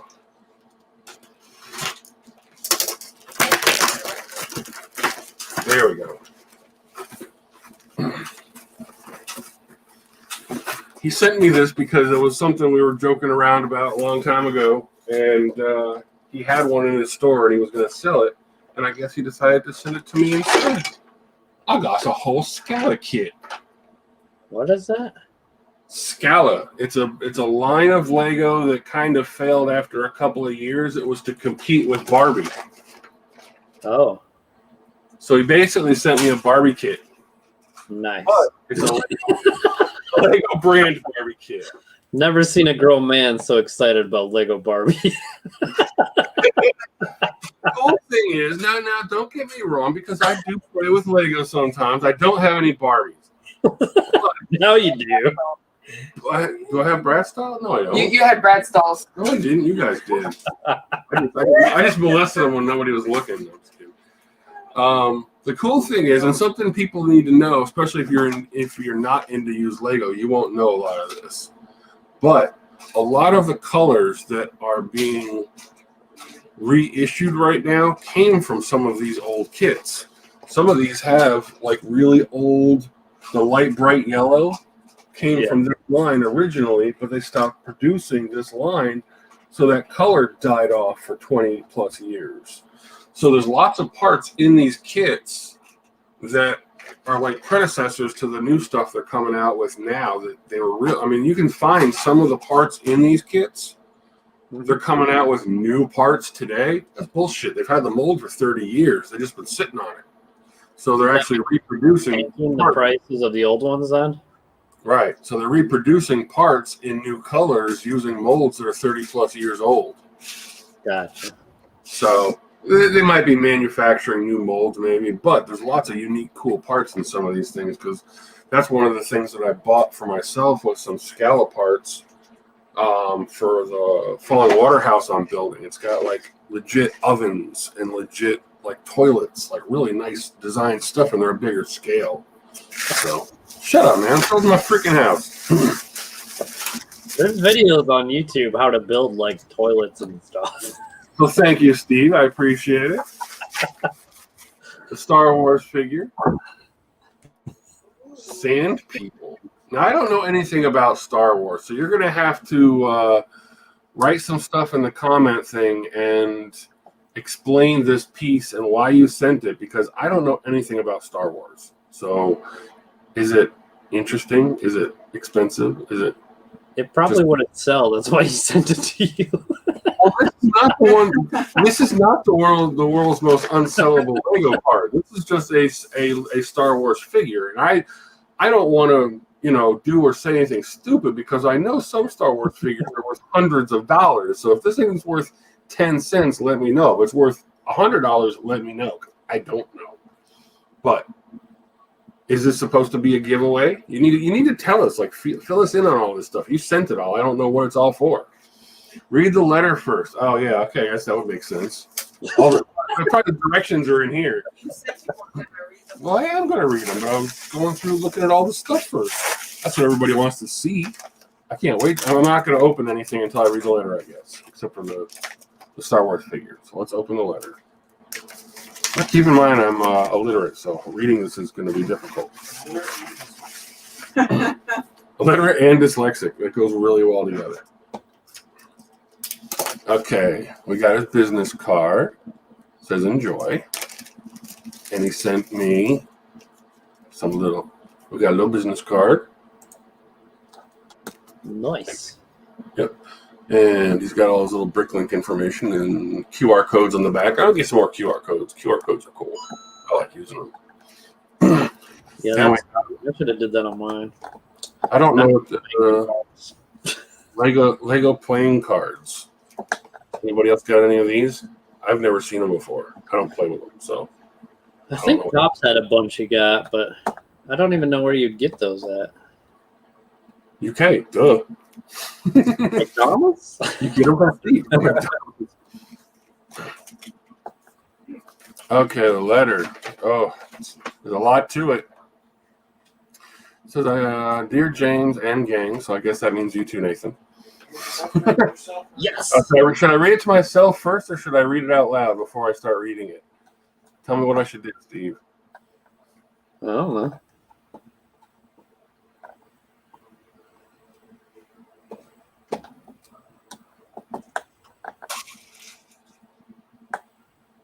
The Star Wars James look-alike. Is it? No way, really? Is that what that is?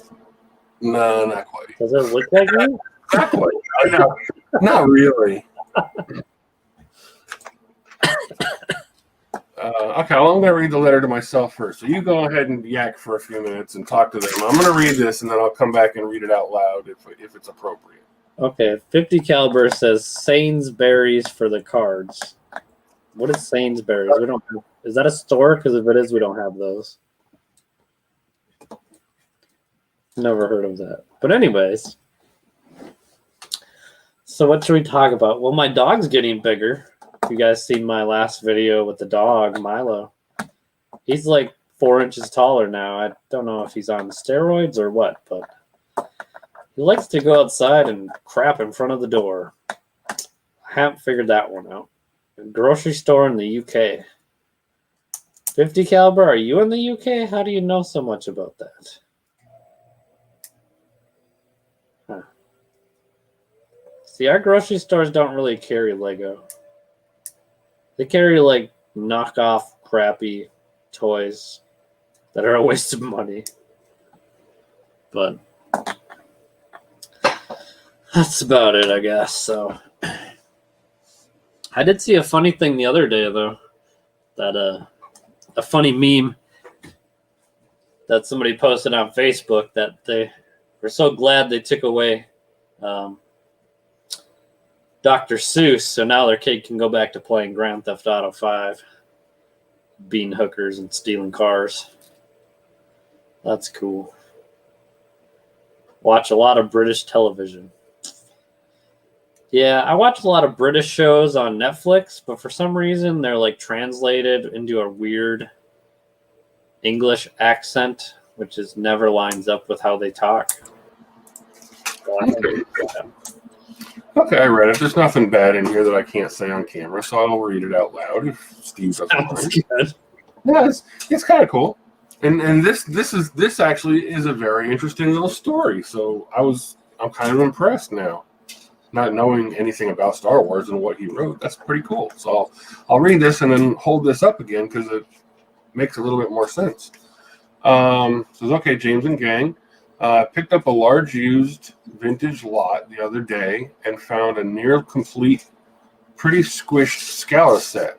I was going to part it out and then remembered the ugly baby conversation on Slingers a few months ago. And how it's quite hard to get Scala sets in the U.S., which it is. I mean, most of them, I don't think they sold a lot of that stuff over here. Also, I know you like weird Lego parts, so here you go. Your very own Scala set and your very own ugly Lego baby. So evidently there's an ugly Lego baby in the kit. So sweet. I got a brand new ugly Lego baby now. It says I've enclosed a spare GWP. I'm not sure that's got something to do with Lego stuff. I don't know what it stands for. Year of the Ox. GWP is gift with purchase. Okay. Gift like with when purchase. you go to the Lego store and buy something. Gotcha. Actually, we got some of those the other day when Alex picked up some stuff at the store. So We're actually building them. yeah, they're actually over there playing around with it. They got the airplane and something else. So he sent over along this one, which is the Year of the Ox, and a poly bag, which I have over here too, which can be added to the prize wheel on Nathan's Wheel of Lost Souls. So now here's the important. This is the interesting one. Let's see what I'll show in a minute. This is the interesting one. It says, in the bubble wrap is a gift for you from my other hobby. I like to restore. This is interesting. I like to restore, and here is it says I like to restore toys, and here is an example of a vintage toy restored. So I'm assuming that like this at one point was an open package with probably a not so perfect figure from somewhere that's been like cleaned and taken apart and detailed and then repackaged in, I don't know if it's a legit original package or if it's a reproduced package. Well, that would be cool. Yeah, that's kind of interesting. Somebody that's actually restoring figures and then repackaging them. So how does this classify as a figure now? If somebody were to buy this, would you have to say that it's restored, or can you just say it's original condition, refurbished, or original condition? Something like that. So, what is this worth being a restored piece versus someone that has one from 30 years ago that's never been opened? What's the value difference between the two? Kind of curious. So that's neat. I didn't know there were people doing this. That's pretty cool. Yeah, they don't open it because it's like, yeah. I mean, I'm looking at the seal around here. It's like that's legit, like glued on, like from the factory. Like it looks. I wouldn't know that somebody had ever had this open and messed around with it for any reason. So. That's pretty cool. That's an interesting hobby. Yes. Jason says, good thing you didn't open it right away. Reproduce package. I didn't even know they like reproduce packages for stuff. That's crazy. That is crazy. I do watch a ton of refurbishing and like fixing things on YouTube. That's like my favorite thing is to fix crap because I'm good at it. So that's pretty cool, Steve. You have a YouTube channel, Steve? You should definitely make one if you do that. Lego's junkiest poly bag. I bet it's a friend's bag. You think it's friends? No, I think it's worse Friends than on a bicycle.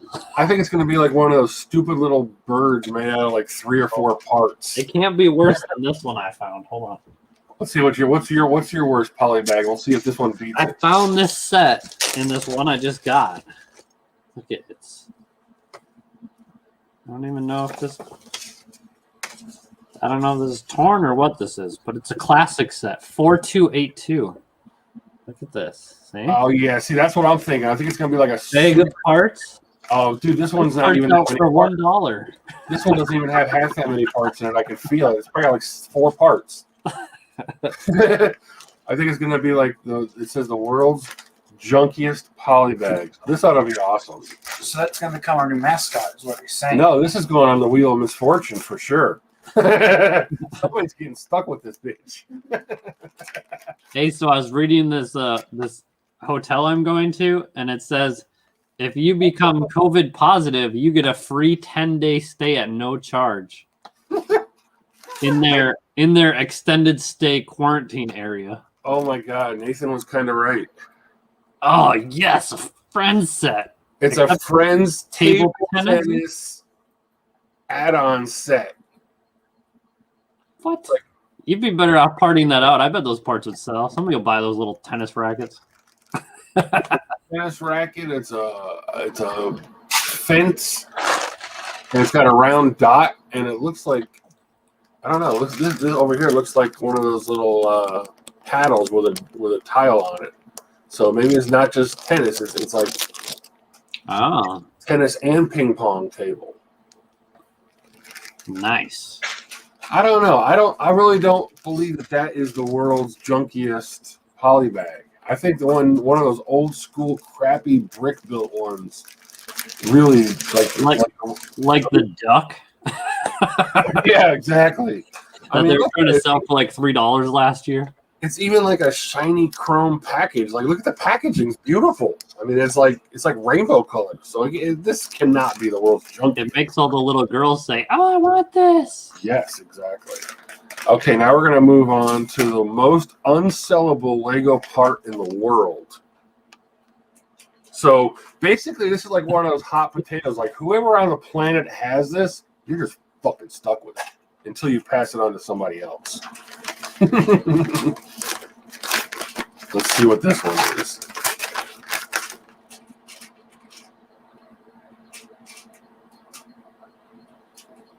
Now I know what it is, but looking at it in the package, this could be a couple different things.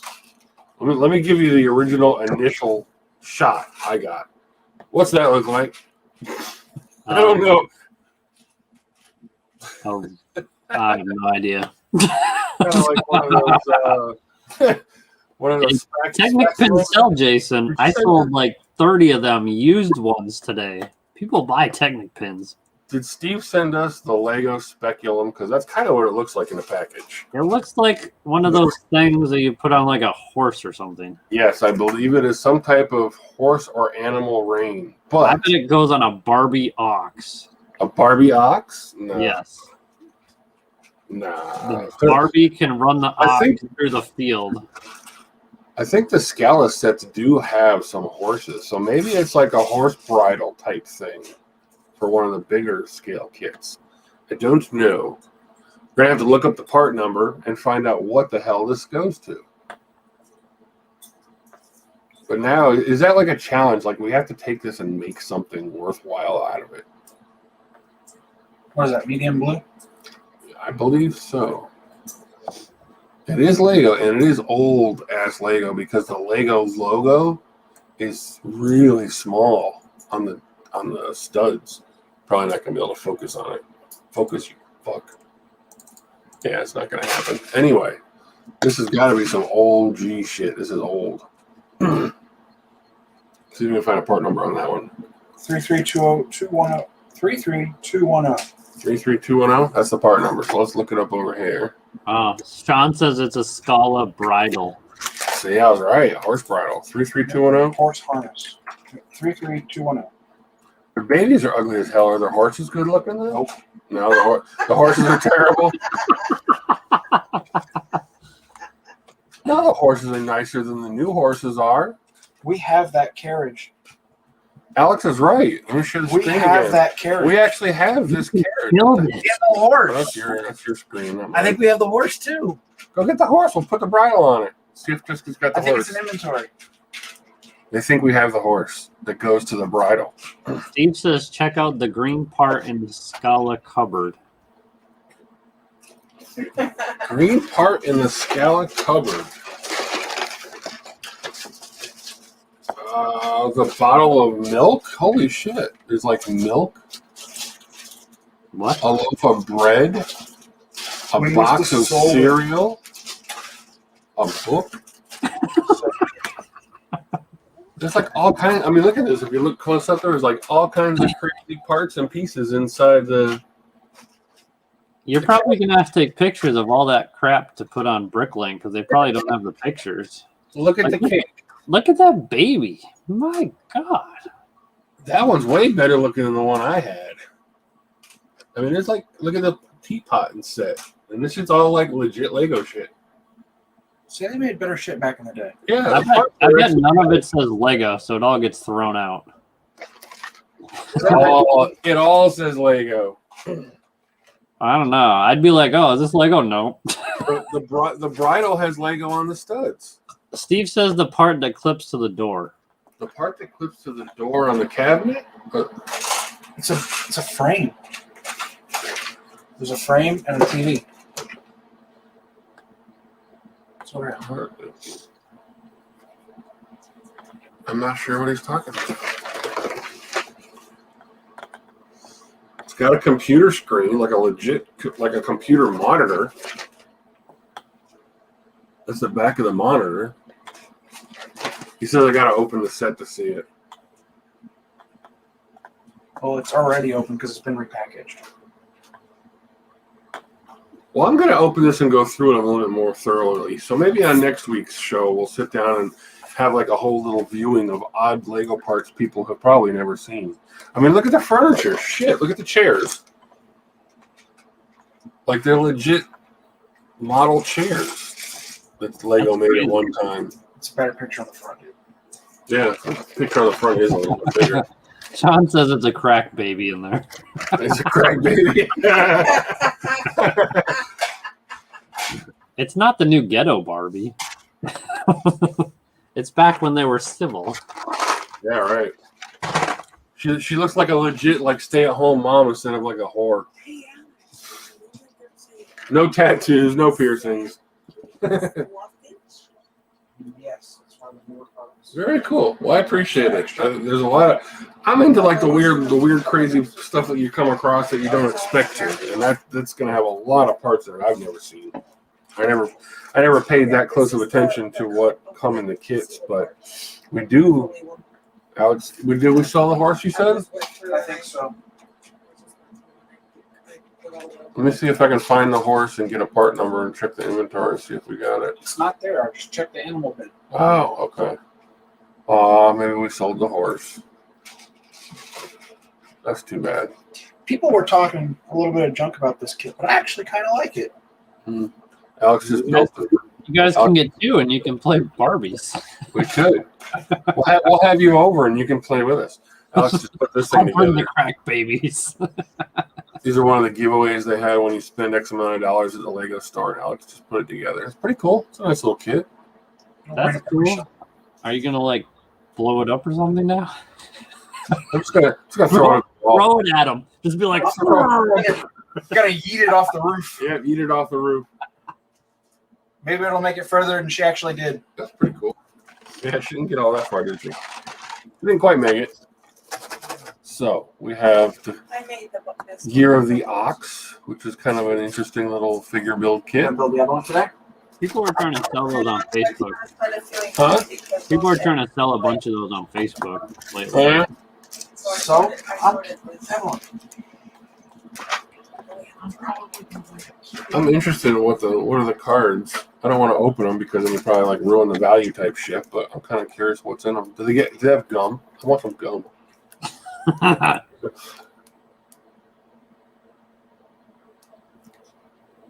Cool.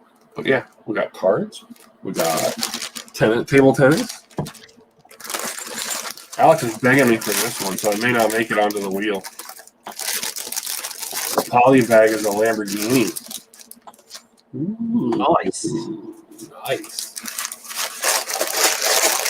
And the bridle thing. I'm not sure what I want to do with the bridle, but I'll bet you this. How about this? I'll put it at 6-month average, and I'll bet you it's gone by the end of the month. I'll bet you it's gone. Somebody over here is going to want it because it's hard to find this stuff over here. Over in the UK, it might be impossible to get rid of because you got thousands of them. Over here, stuff's a little bit more rare. So somebody that's into Scala kits is going to be like, ooh, I need that because the horse disappeared. Somebody bought it. We had one. And I know we've got other parts because it shows some pictures of different parts in the kit over here. And I know we have, I'm going to share my screen for a second.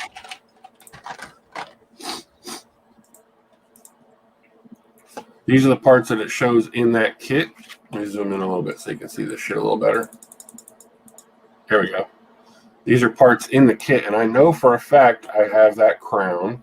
Well, that's I know I have that gold part. I know I have the wheels You got the wheels somewhere. So we've probably got one of these kits in pieces that, you know, came in one of our miscellaneous lots. There's the harness.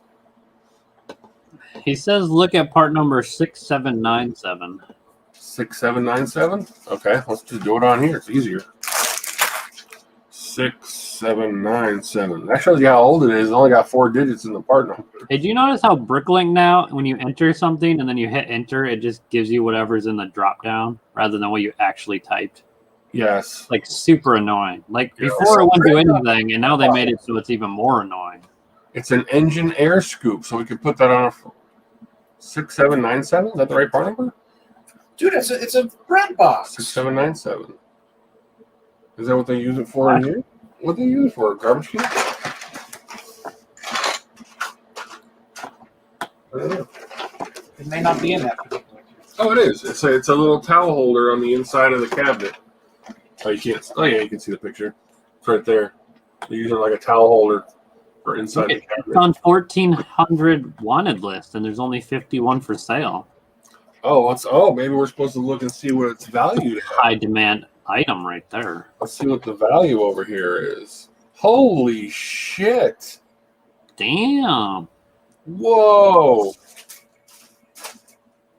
And they're all over there. Damn, dude.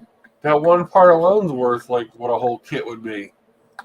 Holy shit. That's crazy. $45 in light blue gray. Damn, you gave away an expensive ass kit, evidently. Well, let's do this. Let's go back to the kit and do the part. I'm probably not going to do this just because it'll be like kind of shitty to part it out from somebody. But let's see what the part out value on this thing is. I'm actually not going to part it out. Just so you know, I'm going to keep it. Most that'll probably wind up in the house. Yeah, a lot of the parts from this will line up in my model eventually. I want to see you live stream playing with it. Bitch, I'll live stream putting the kit together. I ain't scared. I'll play with some fucking Lego Barbie. I ain't scared. 3, you gotta go under kits. Where's kits? Parts, overview, sets. There we go. Kitchen. Okay, so there's the kit. Comes with mom and an ugly baby. And this thing was produced back in '97, so it is pretty. It's as old as Jessica. Yep, this is the same age as my daughter, so that's an old ass kit. Holy shit, dude! You gave me a $200 kit. Wow. Whoa. Well, it's not sealed, so maybe not. Okay, you gave me at least like a $60 to $70 kit.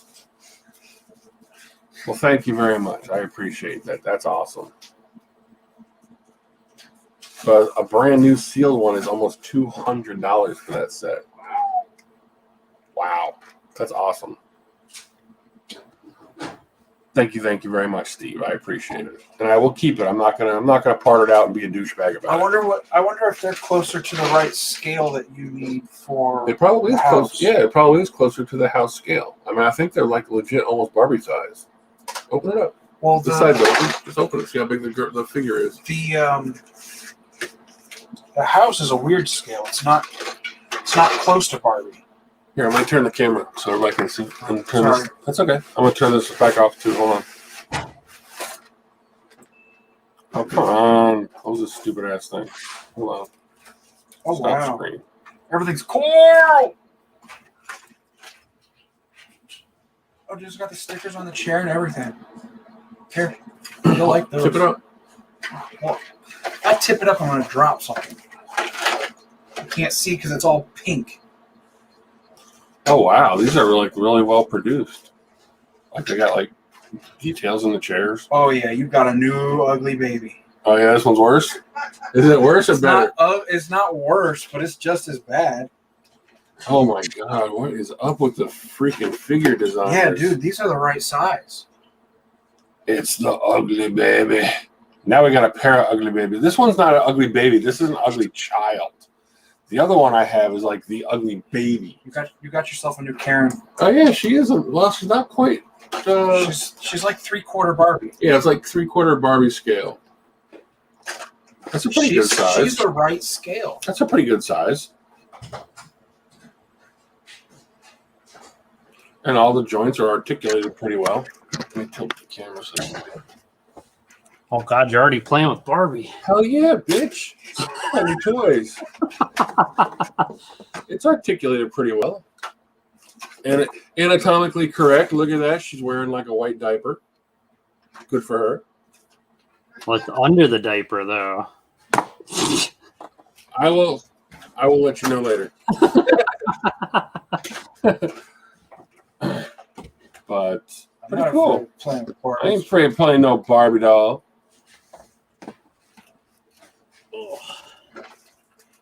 It's weird. The plastic is different. It's like a vinyl. It's slippery. It's almost like polycarbonate, or not polycarbonate, but like starboard. It's a different kind of plastic. I don't know what that is, weirdo. Well, whatever. Woohoo! Lego table. Scalia table. But it does say... Hey, all this matches this bag of parts. It does say... Lego. Hey. But can't. You already own one of those. Focus, you fuck. Oh, yeah. This is the one I bought from Germany. This is the bag of Scala parts I bought out of Germany. It took me over 6 months to get them to ship them because they had a quarantine on crap. So I already have the top of the table, but I didn't have the legs. So now we got a set of legs. And I bought these because of the sinks. The sinks were pretty cool, and I wanted them for my house. Dude, the original floor mat's in here. Wow. Here, put the table back. I'll go through it later. Okay. Well, that's very cool. Thank you, Steve. I appreciate it. This is wicked. Oh, it came with a present. What's that? It came with a present. Oh, shit. Look at that. Oh, dude, they would make so much money if they made these now. Look at this. It's like a legit present box. It's even got a bow on top. I've never seen that. And it opens. Well, that must be the lamp. Pretty cool. All right, stop. I'm going to be playing fucking Legos all day. I'll look at it later. Well, I like my Legos. Very cool. Thank you, sir. Trash can. So, want to do a game? I got a game. What should we give away? Ox. Want to give away the Ox? Alex doesn't want me to give away the Lamborghini. I know everybody's going to give it away. I can give it at Walmart. Everybody's going to want the Lamborghini, but he wants to build it. So why don't you build it, and then next week we'll give it away so that somebody else can take it apart, put it in the inventory. Alex will build it, and then next week we'll give it away. Because once he builds it, he doesn't play with anything. So. Nope, it goes on a shelf in my room just like everybody else. Is anybody up for the Friends poly bag? If anybody wants the Friends poly bag, put hell yeah in the comments. Like you really want the Friends table tennis poly bag. If you want it, you got to put hell yeah. And we got to get at least 10 people to say hell yeah to give it away. I'm not just giving it away to one person. I'm not going to. No, we're going to wait till we got some people. So if anybody wants the Friends, if anybody wants poly bag. All right, hell yeah. Dude, there's some cool ass parts in this. I know, that's why I like all that stuff. It's like shit you never seen. They've got an original phone. They have a phone? Dude, why don't they have this in Lego? That's cool as shit. Look at the phone. Way better than a piece of crap they're making now. It's like a legit little cordless phone. I have the regular phone for Lego. Yeah, that's a piece of shit compared to this one. Bitch, I got the cordless phone. And check out coal people. And it's usable because look, the earpiece, fucking camera, goddamn, they won't focus worth a shit. The earpiece is a stud hole, so you could actually use it on Legos. It was stuck to the wall, the backsplash. So you could stick it to the minifigure's head. You can stick to the phone to the bridle. So now you got a cordless horse phone. Like you can call your horses. It's a Nokia. Everyone's right. It's a Nokia. I wonder if they got if they had to get permission to copy their phones. It was actually attached to the backsplash. Sounds like James isn't scared, but the doll is. Bitch. She's not that big. Giggity. Okay, I'm putting her away. Okay. I'm definitely gonna be going through that in the next couple of days and pulling out all the parts and see what's in there because I like all the oddball stuff. And I appreciate it. That's a nice kit. Nice little gift. Trying not to destroy the box any more than it already is. Yeah. Wow, don't forget, man. I think it's like 20, 30 years old. He says the instructions are hilarious. It shows the Lego people building the set. Really? Yeah.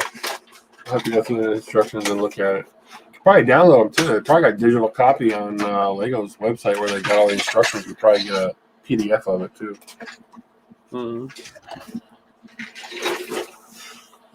Let's see. We got 1, 2. We only got like 2 hell yeahs, so guess what? We're not going to give it away. So then it's the ox. I got 2 hell yeahs. That's it. Nobody wants the Friends table tennis kit.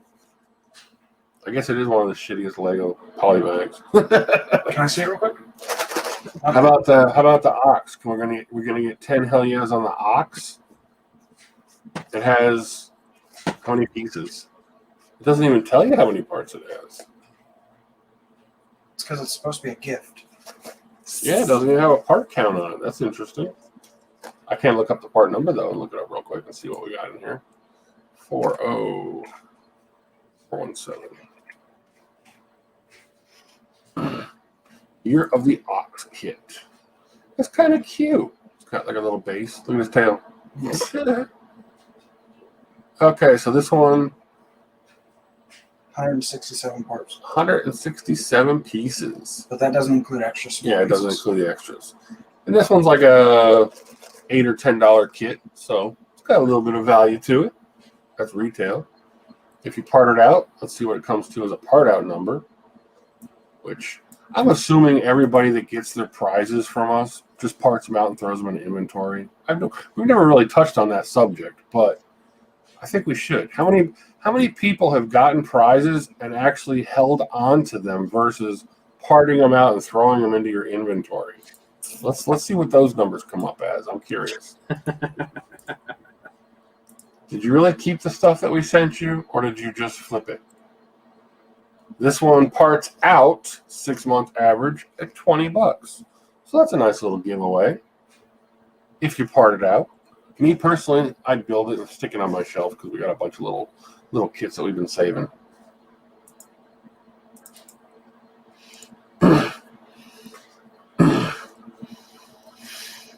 Ooh, we got some hell yeahs on this one. Everybody wants the $20 kit. Who said the table tennis one? Table tennis. We're going to get 10 hell yeahs. We got 1, 2, 3, 4. We got 4 so far. Come on, guys. Got to get at least 10. If we can't get 10, I'm keeping it. We'll keep it for another. You just lost it. We'll keep it. You got to put hell yeah in the thing. Nice, Sean. You got to get on the wheel. What's Sean say? I use a web for flashlights. Dude, he doesn't need any more. He's got 2 or 3 already. I sent all my cases to you guys. JT's, hell yeah. Come on, get some more hell yeahs. How many people want it? Parts. You see my pudding?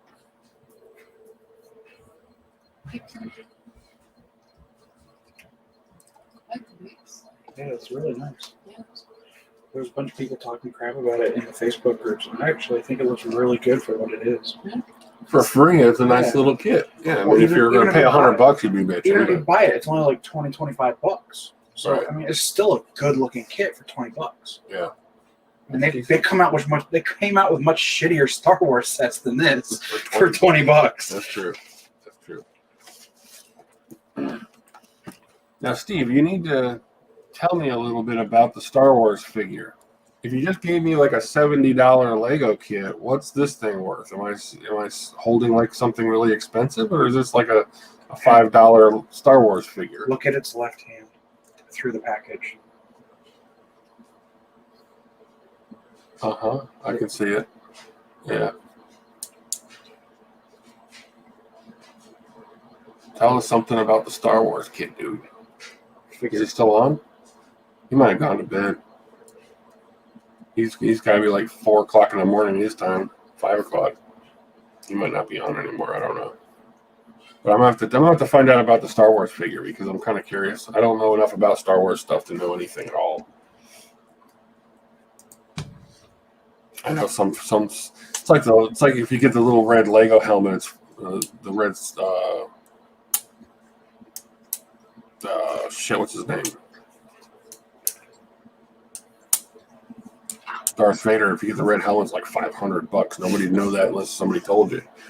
The ugly Lego baby. He didn't put the baby back in the box.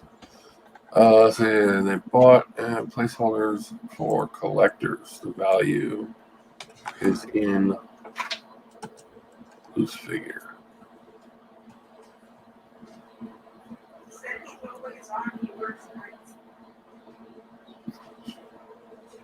Okay. So they're bought as placeholders for collectors. So they buy like a less expensive version until they can get their hands on like the ultimate old school version. Is that what it is? It sounds smart. I guess so. You've got one you can actually like rip open and play with and not care too much about until you get like the crazy expensive one that you're never going to open. Is that kind of how it works? I've seen some of the YouTube videos on some of the Star Wars collections, and the guys and people that collect this shit are insane. I mean, it's probably the same with the Lego figures. Some of it can be insane money.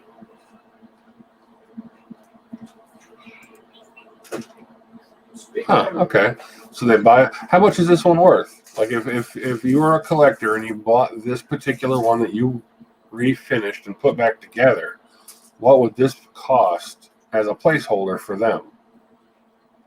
Not that it's going. And then how much would this same figure in a legit old school, never been opened, brand new condition? How much would that one cost? Just a rough ballpark. What's this one worth versus an original untouched? How much is that one worth? I'm just curious because, like I said, I don't know enough about Star Wars stuff to know a 50-cent part to a $1,000 part. But I'm guessing some of the Lego stuff is the same way. People buy put together figures to have placeholders until they can find like a new untouched one, maybe. Pretty cool. And he's not asking these questions because stuff's going anymore. No, it's not like we're just going to get rid of it. I'm just kind of curious because I just don't know anything about it. I see it all as like fan mail. Yeah, it is. It's kind of cool. But some of the stuff was sent in just for the Wheel of Misfortune, so we're going to definitely the car do that. can go. Okay. I'm not. You're not attached to I can the get car. one of those at Walmart. Okay. I just saw it and was like, ooh, Lambo! Ooh, toys. Usual commission from collectors. You get $30 to $40 for that piece. That's awesome. Wow, $30 or $40. Now, how much is an old school original worth? Like never been opened, never been touched, brand new in the box, found in the back of a closet from 20 years ago. Story of Nathan's life. So mean.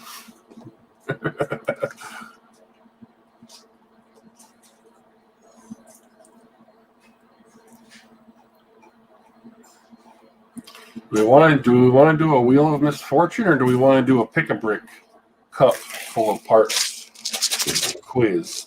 I think do a Pick-a-Brick cup, and then we'll do a number guessing for this Easter one. He says lots. Well, give me a number: 50, 100, 500. What's a legit version worth? It's got to be like hundreds of dollars. I don't know. I don't know enough about Lego or Star Wars. These hunters getting out of here.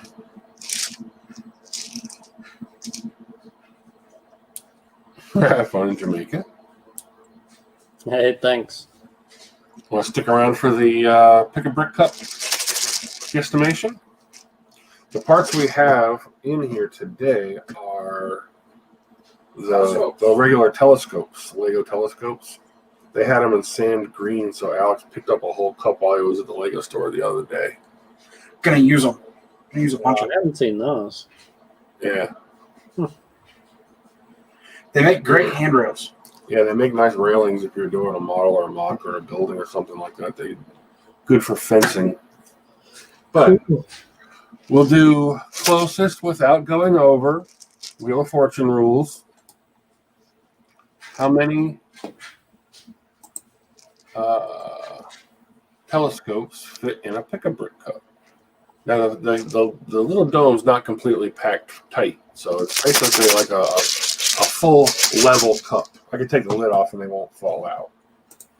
Whereas usually if we pack a pick-a-brick cup, you can see it's full to the top, but it's not completely. They didn't exactly have lids and cups there. Yeah, that's fine. And you know how many's in here already, right? Okay. He did this. Actually, did you put the ones that you found? I added the 4 yesterday. Ooh, okay, then you have to add 4 to the number that's in the chat. Oh, you put it in the chat? I put it in our chat. Oh, the household? Yeah. Facebook one? Yep. Okay. So yeah, it's that number plus 4. All right. We got one person says, we got Rocky's guy says 1589. Leaf Hunters at 1237. So add 4 to that? Yep. Okay. All right. I can wait again. We got 1962 as a guess. 1275 as a guess. You gonna double check it? Yeah. He's gonna go verify on the scale. He knows how many were in there yesterday, but I added some. So he just wants to verify the number. I don't want to go lying to people. Holy shit. Steve says that same figure in brand new condition, unopened, $400 to $600. You want him back? Whoa, that's crazy, Do you dude. want him back? Yeah, do you want me to mail this back to you? Wow. But that is in the original packaging. This Right. is refurbished packaging. Now, okay, Steve, I have a question. This package you said is a reproduced package, like a copy of the original packaging. Do you get this reproduced for you, or are there places on the internet you can just buy the packaging already? I'm not going to tell you the secrets to his business. Well, no, I'm sure he's not the only person doing this. There must be some way to buy you must be able to buy the packaging reproduced somewhere. Yeah, so you can just take Lego sets and take things out and then put them in new Lego set boxes and return them. Yeah, right. No, that's pretty cool, though. I never would have thought that as a business, to refurbish Star Wars figures and resell them. Yeah, just curious. That's an interesting little side hustle right there. Mm-hmm. Chris was talking about side hustles. There's one for you, Chris. Refurbish Star Wars figures. You must have found more than 4. I think I only had 4. Anyway, you got a new number, so just put it in the chat and we'll see where everybody's at. Now we're giving away the Year of the Ox kit. $20. Cha-ching, cha-ching. He actually has them printed for him. He buys them from a printer. You can get the cheapo copies online, though. So you're actually having Expensive. You're having them like legit produced, almost like originals, just for you. You're not buying from a supplier somewhere. Very cool. Huh. Never would have known that was a thing. Just like a year and a half ago, I didn't know Bricklink was a thing. I really didn't. I didn't know anything about Bricklink 2 years ago. The new number's there. Okay. It's different. Well, you were way off the first time, or you just counted the scale wrong. Did you do it twice? I recounted the number. Yes. You checked 10. No, 25. Do it one more time. I want to see if you come up with the same number twice. I just counted them twice. We will. Well, count it twice again for me. We will. I counted 4 times. You're still going to get it wrong. Let's see what other numbers we got up here. We got 1275, 1237, 1962, 1381, 1625. You keeping up over there, Alex? 21, 28. You're such a dick. You lost count. No, I'm pretty sure I got it right. I'm pretty sure I got it right. So everybody has a chance of losing because the numbers are just going to be No, whatever. I'm gonna get it right if Jim shuts his mouth. The numbers will be like whatever, close enough.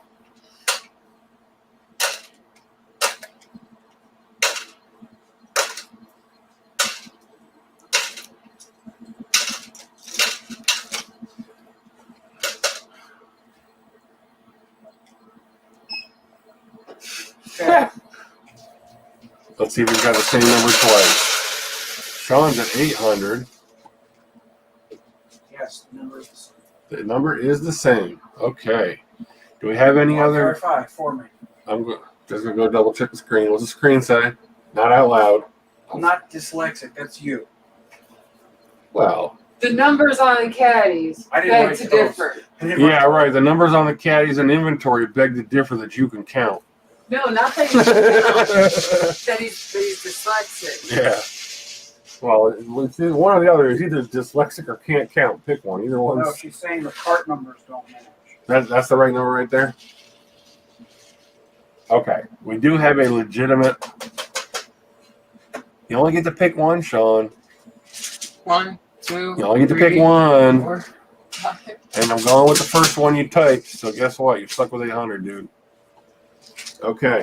And there's room in it. Now, David just punched in a number, and so did David. So, is there anybody else out there that hasn't picked a number? Because I'm gonna give you 30 seconds here, starting in 6 seconds. So you're gonna have 36 seconds starting now, and then I'm gonna call the number. So anybody that hasn't put in their number by then, you're shit out of luck, and you don't get the ox. Got 20 seconds left. Anybody hasn't punched in a number, do it now. You don't get the myrrh. You don't get the murr.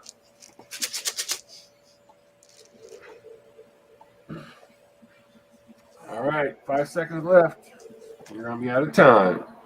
So, Kep 89 is the last person in the drawing. All right, let's go back over the numbers real quick and see who's going to be the closest. We got 1589, 1237, 1275, 1962, 1381, 1666, 1450, 2110, 800, 809, 808, 801. Will Harper went in with 4,300. Dave Sodders at 700. And Kep, those two kind of came in late, but I'll let them in just because it's probably the internet delay lag. So everybody's one person that's within 10 parts. everybody's got their numbers in there, and let me see. I'm gonna see who the winner is first. Ooh, I see who the winner is because dude, you got like crazy close. Somebody got really, really close. And didn't go over. And did not go over, so I know who the winner is. But the actual number in here is 1,390. And that puts Dennis Morris as the winner as he picked 1381. He's only 9 off of being the exact. Nice. That's close, dude. That's really close. He's packed that pick-a-brick cup. Yeah, I guarantee you, he went over and grabbed a drawer full of fucking telescopes and packed a pick-a-brick cup to get that one. He just went and did it real quick. Very good. So Dennis is the winner at 1381, and you get the Lego Ox. Boom. So you have to go on Nathan's website, send him an email with your contact information, and we'll make sure this thing gets mailed out to you. So congratulations to Dennis. It's so cute. It might wind up coming used and open and built. We don't know yet. We got 3 people in the house that are eyeballing this thing that want to put it together. So you might get it used. It might show up used. Used and assembled. Evelyn says she ain't gonna open it. All right. Well, thank you very much, Steve, for donating the ox for the games. We appreciate it.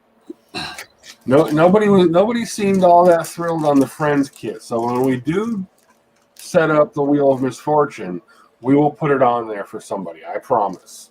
Should we do the same with the? I mean, I don't know what to do with the Star Wars figure. I feel a little bad because I'm not a Star Wars collector by any means, and knowing that this thing is like $50 figure, I don't know what the hell to do with it.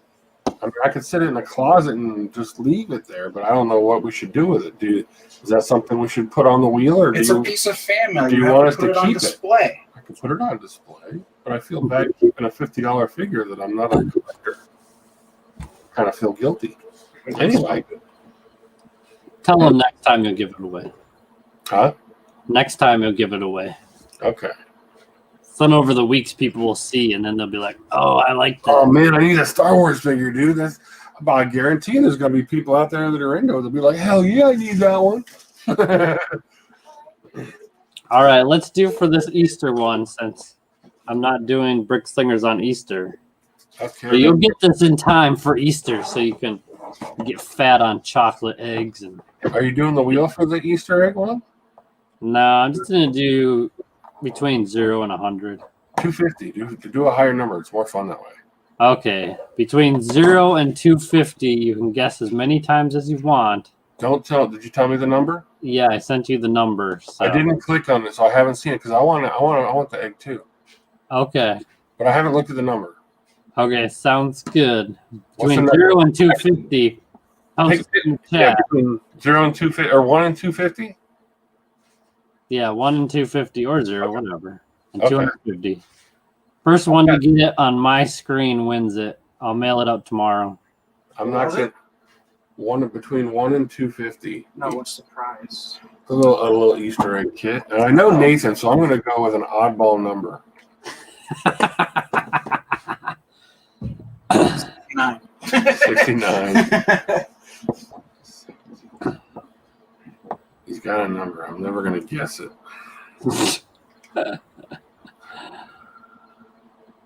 Which Easter egg are you talking about? The little chick? Yeah, it's like a little Easter egg thing. We have 2 of those. Do we? Let me see. Evelyn just built one. Oh, guess what, dude? I don't have to play. I got one. Evelyn built one. Oh, here, everybody can see what it looks like complete. See, That's not what it is. That's not the same one. He's got something different. Show me yours again. It's like a bunny rabbit He's got like a little bunny rabbit you figure. want the actual Easter with egg? a chicken coop and a scooter with eggs. Okay. Yeah, his kid's cute. He's got a figure with Then you gotta his. play. Then you gotta play. I'm never gonna guess one of Nathan's numbers. They're always fucking hard. They are, dude. He's like the ultimate number picker. I don't know how he does it. I haven't seen it yet. There's been some close ones, but Damn. Is it a prime number? Is that a prime number? Give us some hints, Nathan. Give us some hints. it uses the numbers between 1 and 10 added together. That's like every number in infinity, dude. That was the point of the clue.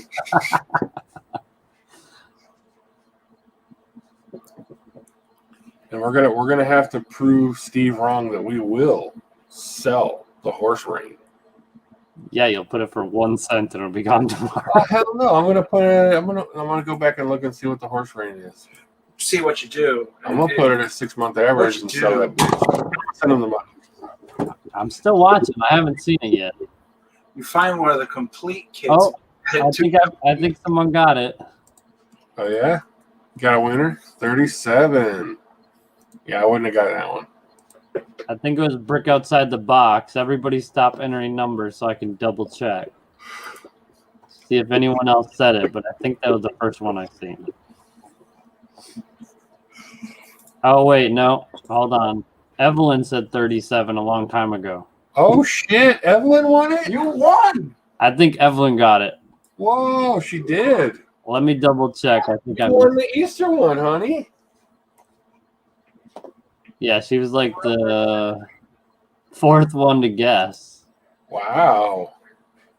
My bad. I must have missed it. Yeah, Evelyn. Pretty sure Evelyn got it first. Congratulations. Oh, and then apparently Sean guessed it after that. I can share it. No, I get it. Evelyn says bullshit. I get it first. Sean wins everything. He's not getting the Easter one. Evelyn won a couple of weeks ago. Did she? Yep. What'd she get then? I think the only person in the house that hasn't won is Jessica. I won something once. That was I kind of know, that's cool. what I said. The only person in the house that hasn't won is Jessica. Ah, okay. But she doesn't play, so. The Wheel of Misfortune, is that just an app you've got, or is that a web-based thing? It's just a web-based thing. It's wheel o name or wheel-of-names.com. Okay. You got an account to log in on it? Huh? You got an account to log in? It's free. Or is it just a freebie thing?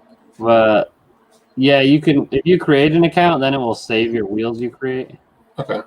But I'll have to set one up or build one or something.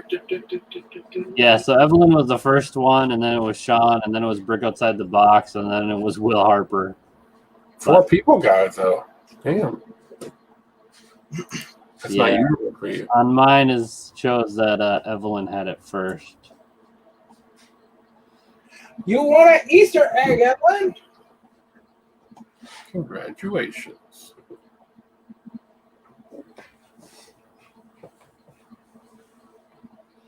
And just so everybody knows, anything that we win usually gets built and put in our rooms. Yeah, I don't think we've actually. we keep a lot of little knicky-knack stuff.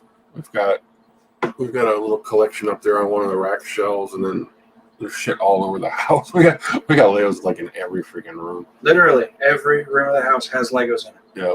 Even Robert's bedroom. He lays in bed taking. Robert has gotten to the point where sorting Legos has become his pastime while he's watching TV. So he'll take like a couple of like Lego cups of bricks into his bedroom while he's watching TV and start sorting them.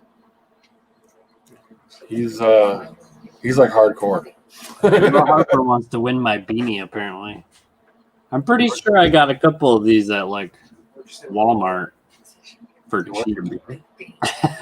Go grab my beanie. It's right on my desk. Did you see the one I got? It was so You cool. wore it on stream. Oh yeah, I did wear it on stream. I forgot.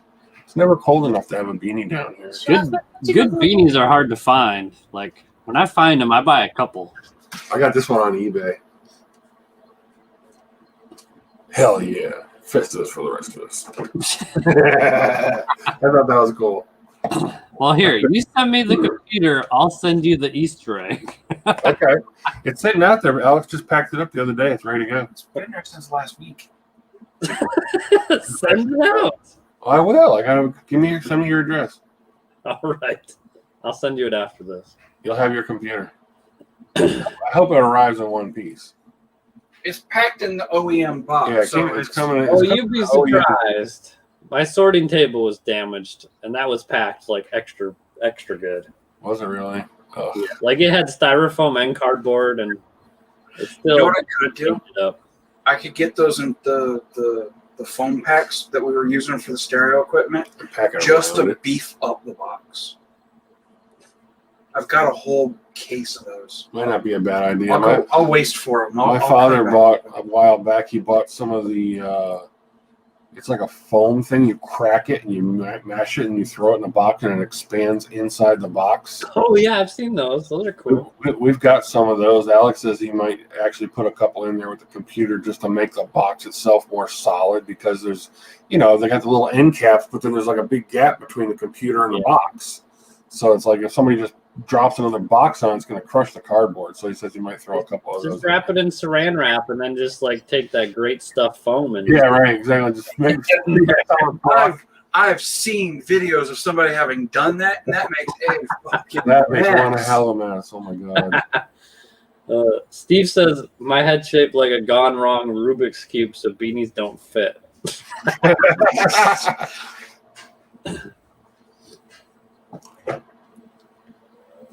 Yeah, if I find like I'm really particular about how my clothes fit. So like if I find a good one, I will buy like multiple pairs, whether it's socks, boxers, t-shirts, beanies.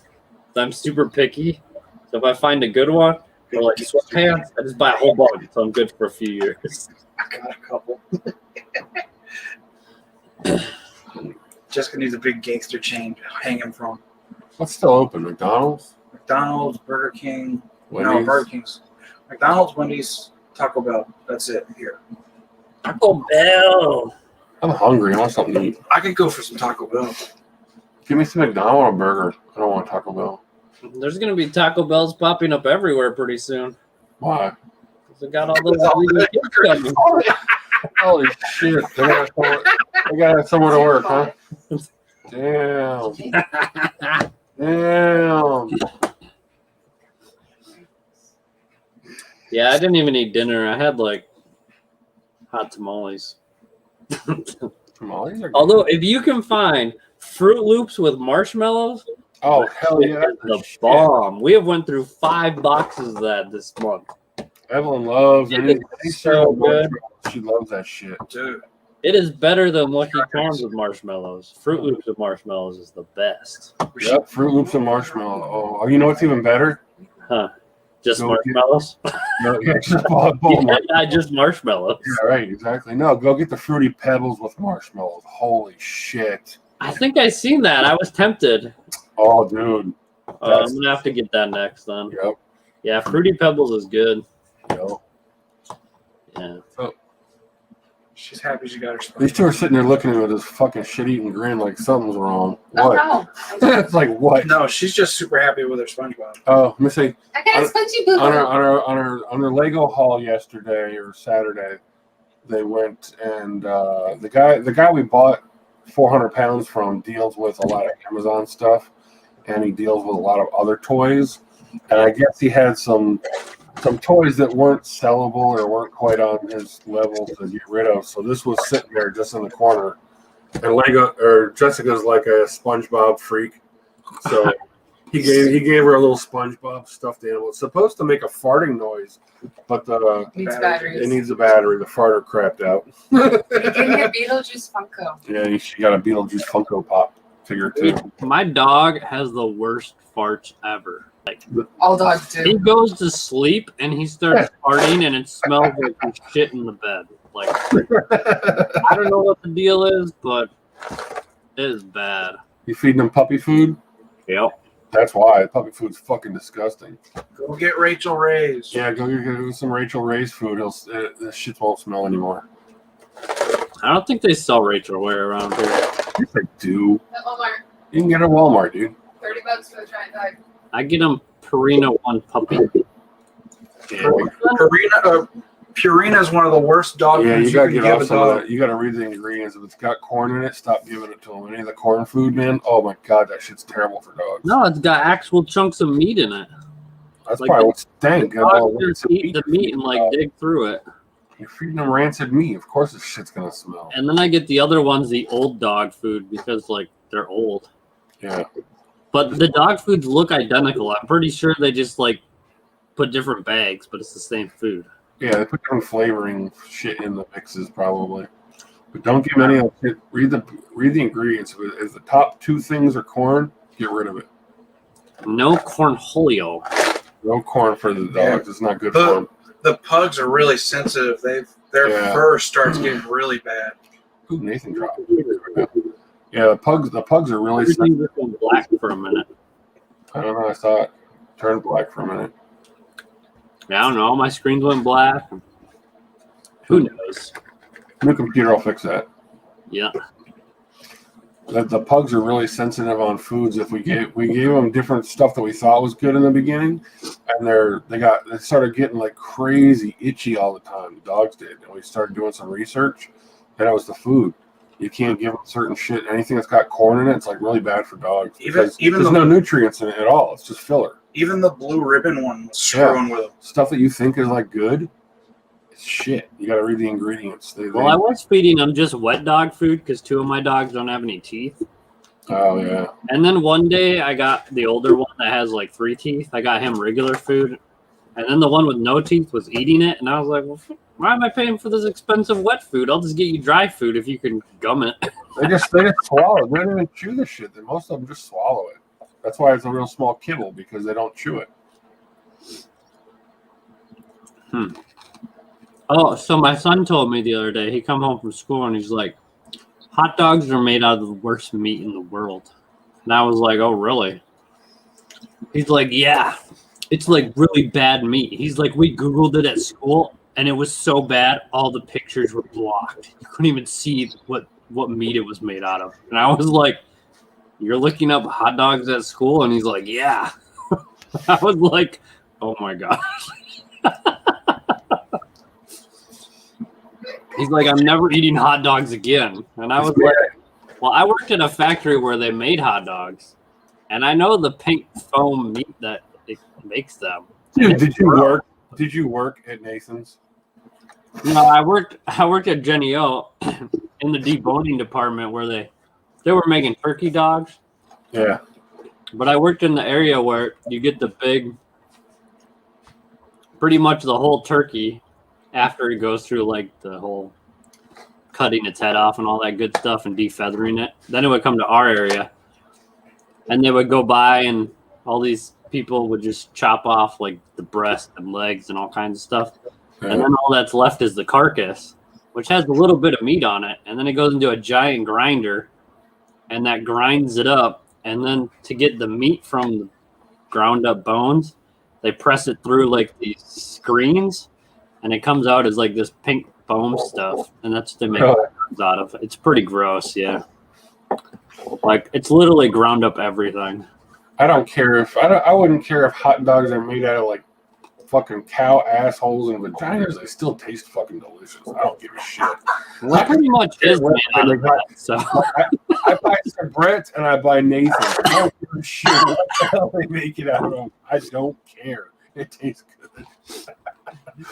Yeah, it was crazy. I only worked there for 3 months because I was a mechanic there.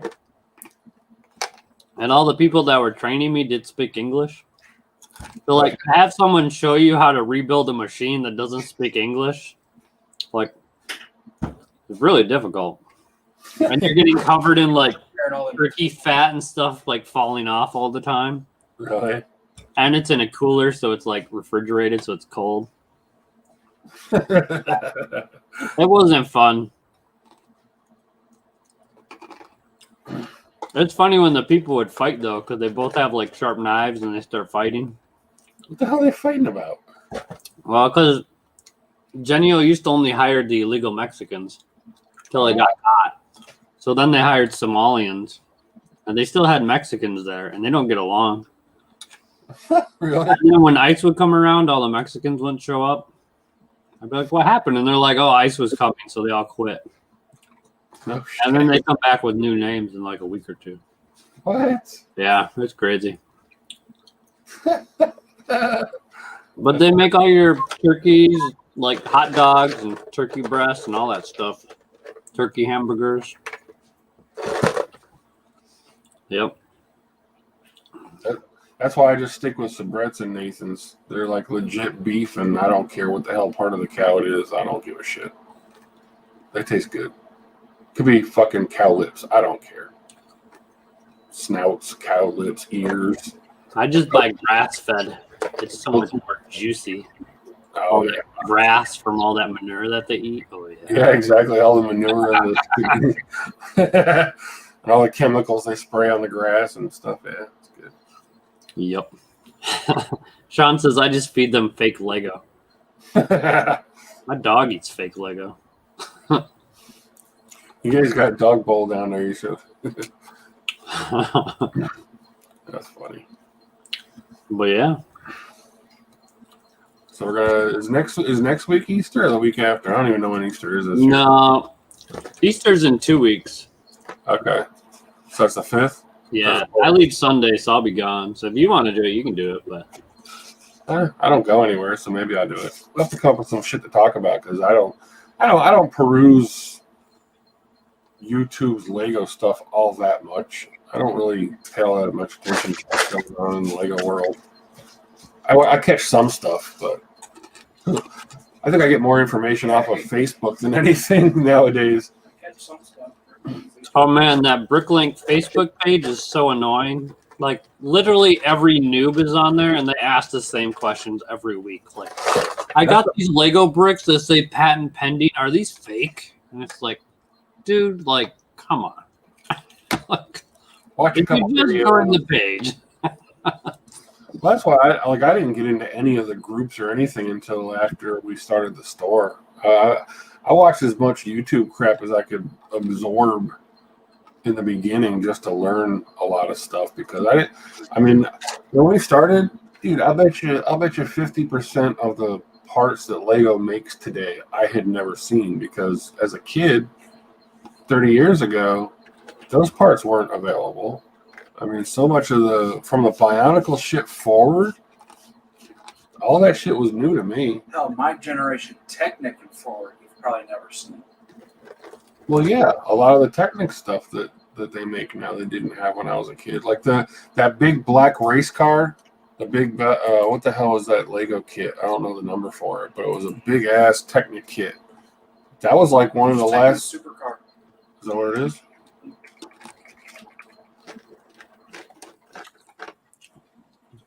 No, not that one. The other one.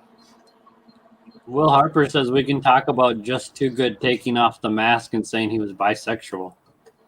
Who's Just Too Good? Yeah, who's that? Who gives a shit if he's bisexual? Is that like a rapper or like a Lego person?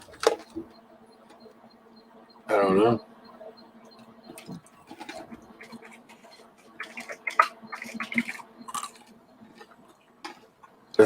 This one. This is the last Lego kit I got as a kid. If you ever go to Menards, these are the best nuts right here. Butter toffee peanuts. Oh yeah? Yeah. I don't like peanuts. I like cashews. I don't like peanuts. Oh, cashews are expensive. I don't care. They taste better. Do you get pistachios? Pistachios are alright. They're a little over salty though. Too much work. Will says the Lego guy, Lego News. He always had a mantis mask on. I don't know. There's a bisexual Lego guy? Like minifigure?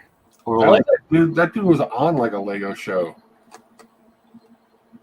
He was on like Lego Mask. That guy was like wearing house dresses and shit. let me Google it. Now I gotta see.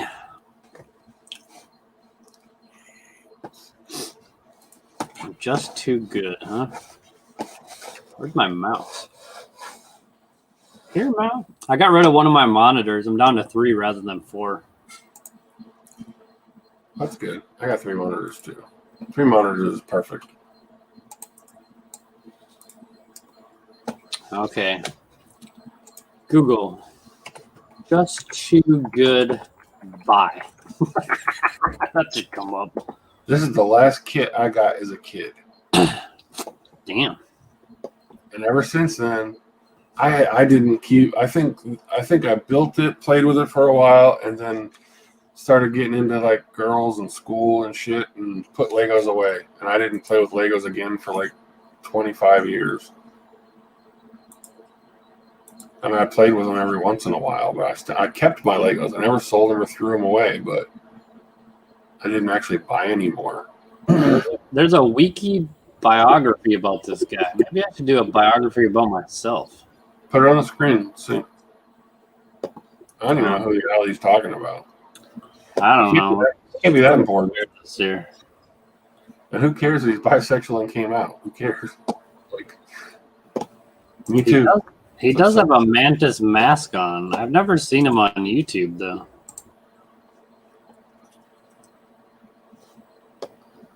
Why is this ad here? Go away, ad. Kid wearing a mask?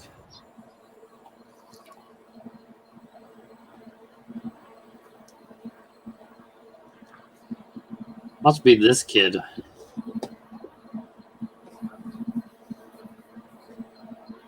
Great, we're talking about him now. What are we going to talk about next week? Yeah. I don't care about him now. Am I going to care about him next week? Says his net worth is $500,000. that he's earned from YouTube. What? He's never popped up on my YouTube. He can't be popular. And now he's bisexual? Will says he's got to the point he finally felt comfortable to take the mask off after many years. You think you don't think that was just like a what do you call it? A gimmick in the first place? Says that's Ryan, wrong person. There's a lot of faceless YouTubers. Yeah. I don't know.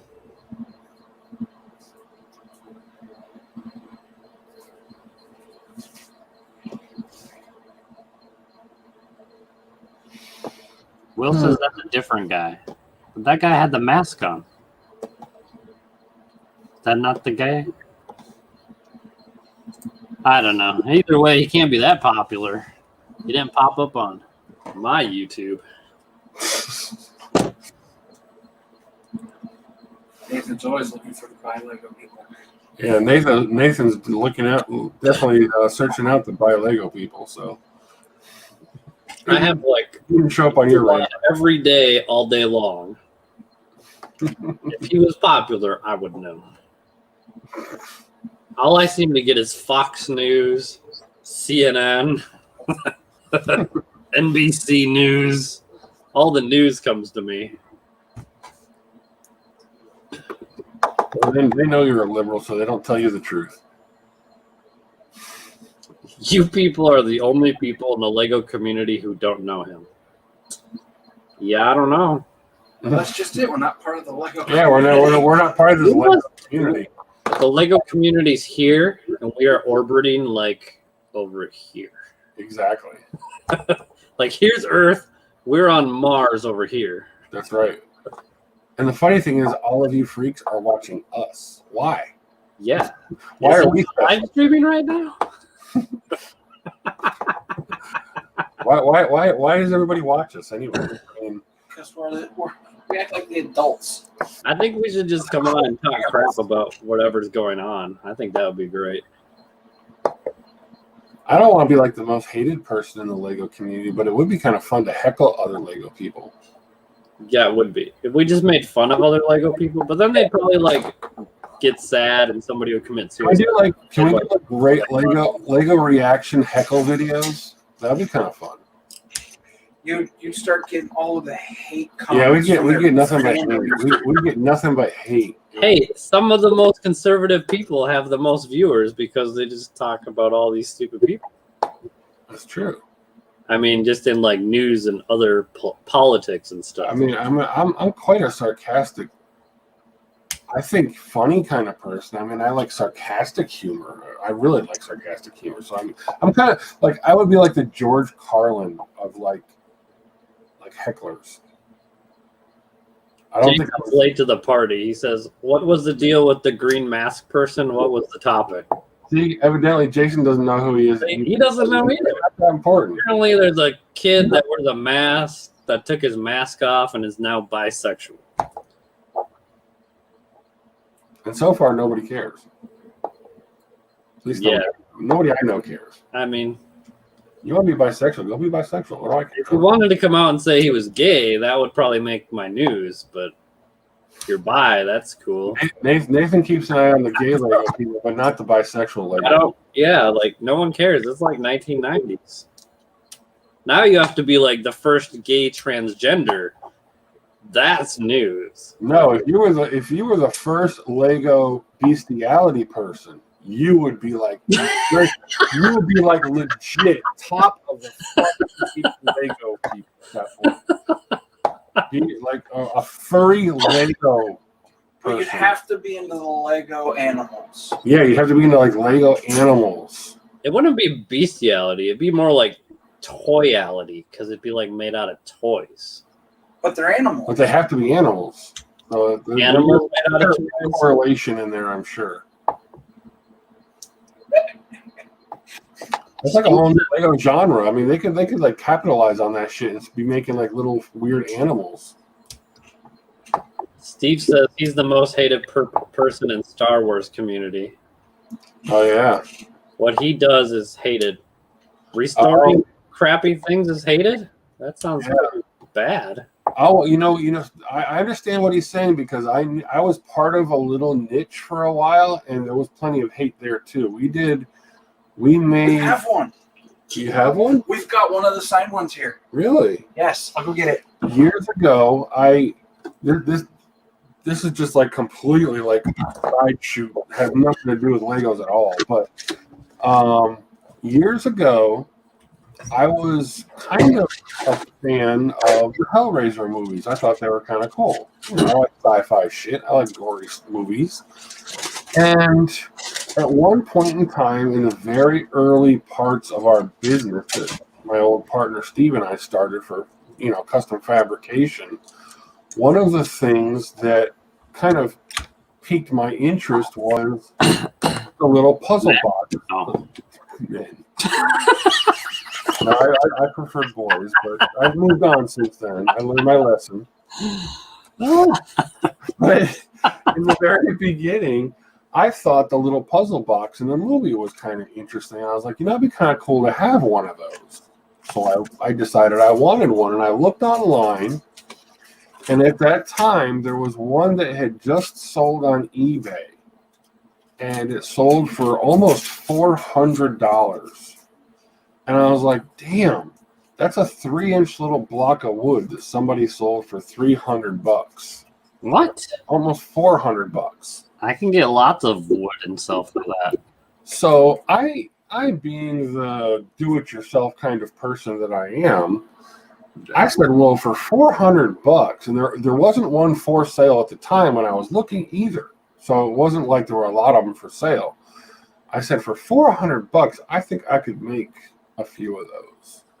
And I took it upon myself to... Now, before you go any further, you take that outlook on every hobby you do. Yeah, I do. I get OCD on stuff and a little tunnel vision. Like when I decide I'm going to do something, I can make 10 for that. I figure out how to make money at making the one I want. So I'll make, instead of one, I'll make 10 or 100 of something, sell off the others, and mine was free, whatever it was. Anyway, I got involved for a few years producing replica Hellraiser puzzle boxes, and I at one point was like at the top of the list of people that could make these things. Wasn't one of them used in movie 5? Yeah, there were. I think a couple of the movies actually have the ones I made in them, because the guy that I became somewhat friendly with, the special effects guy that was doing all the Hellraiser movies, and I purchased from him some of the original parts of one of the boxes so I could make like exact replicas of the ones that they did for the movies. And he called me up one day and he says, "Hey, you're still making the boxes?" I said, "Yeah." He says, "I need like a dozen. Can you make them and send them to me?" So I made him about 12 pieces and mailed them to him. I think they used them in a couple of the movies. Instead of him wasting the time making them, he bought them from me. But these were like legit movie prop quality boxes from Hellraiser. What's it made out of? The center is made out of mahogany. It's a solid block of mahogany, and the panels are photo etched brass. And I had those done by another like high-end company was making the brass parts for me. Is it actually like a puzzle, or is it just a block of wood? Just a block of wood. Oh, well, that's dumb. And this one's actually signed by Doug Bradley, the guy that plays Pinhead. We have 3 different ones. I made these. This particular one sold for $275. I've got another one that sold for $500. It's made out of a block of ebony, and the panels are stainless steel. So I know what he was saying about having some hate, because there are 2 different levels of collectors. You have collectors that want a cool little puzzle box to show off to their friends, and then you have the movie prop collectors that want the $8,000 original that was film used. And the prop collectors hate regular collectors because we fuck up the market. If I produce 500 of these, which I did, And they were movie used. it gets harder and harder to tell as long as the quality is good enough, which is an original, which is a fake or a reproduction, whatever you want to call it. So did they actually have a real one that was like a puzzle? There are pieces out there that were original ones that are screen used that do move and come apart, and those are. I had a buddy that I lost touch with years ago in Japan who purchased an original screen used box. I've got photographs of the one that he bought, and it was. I think he paid $5,000 for his. Damn. It came straight from the prop company, the company that made the boxes for the movie. One of the employees had one, and he was selling it. And I got involved. I got involved in the transaction because the Japanese guy that I was friends with, we had done some work back and forth, and he didn't speak English very well. And the puzzle box was coming from the original prop manufacturer in UK, and he wanted me to get in the middle to talk to them to find out if the box was legit. He wanted me to contact somebody, and come to find out it was the actual prop employees selling the part, and it was 100% legit. Came with a certificate of authenticity from the prop company, the guy who actually handmade the part, the box, and it was totally legit in the end. And he paid, I think, about $5,000 for a real one, where this one is like legit prop quality, but it's only $275. So you get a real, that's the price difference. And the collectors, the hardcore collectors, do not like high-end quality reproductions because they get harder and harder to tell apart from a real one. So especially when you take the original artwork and recreate it. Yeah, what he's saying, where he's reproduced this package and touched up the figure to almost brand new quality, I could see where he's getting some hate from the people that are real collectors, because this not only makes it harder to find a legit real one, because this could be a fake but it look 100% legit, but it also brings down the value of the super high-end expensive ones, because this one's the same quality. Even though it's been opened, it's back to original quality. Mm-hmm. So that'll also mess with the value of an original, because now a refurbished one, you can't tell it from an original. So it's I understand what he's saying. If you're into that stuff, you should watch on Netflix. I think it's called like Murder of a Mormon or something, or Mormon of a Murder, something like that. Mm-hmm. Definitely deals with old stuff and making replicas and stuff. Yeah. It's like pretty cool. Everyone blows up, so. Yeah.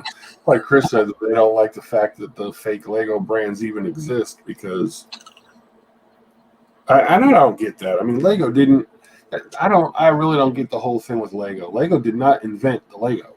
No, they stole it. They stole it, and They stole the whole idea. they stole the fucking thing, and then 2 or 3 years later, they bought the rights to it, or they bought the patent from whoever had it, or whatever. But they didn't invent it, and they did improve upon it. Don't get me wrong; they actually made it better, but it still wasn't their product. Somebody else came up with it first. They stole the idea for a couple of years and tried to market it to see if they could make money. The mold injection machine that he went to take a look at was spitting out the 2x4 bricks. Yeah, they came over here to the U.S. and some company had manufactured a mold injection machine, and the samples they were giving away were Lego bricks, but they weren't called Legos then.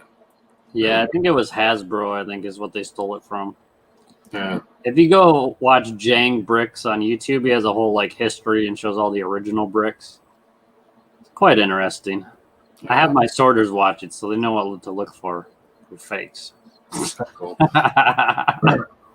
One of the things I learned over the last couple of years was kind of interesting. I was doing some, kind of became friends with and doing a little bit of work with Adam Tucker. I don't know if anybody on here knows who he is, but he's the one that originally I guess I'm going to say invented or created the entire Lego architecture line. He used to be an architect. He sold off from what I understand, he was an architect and sold off his business.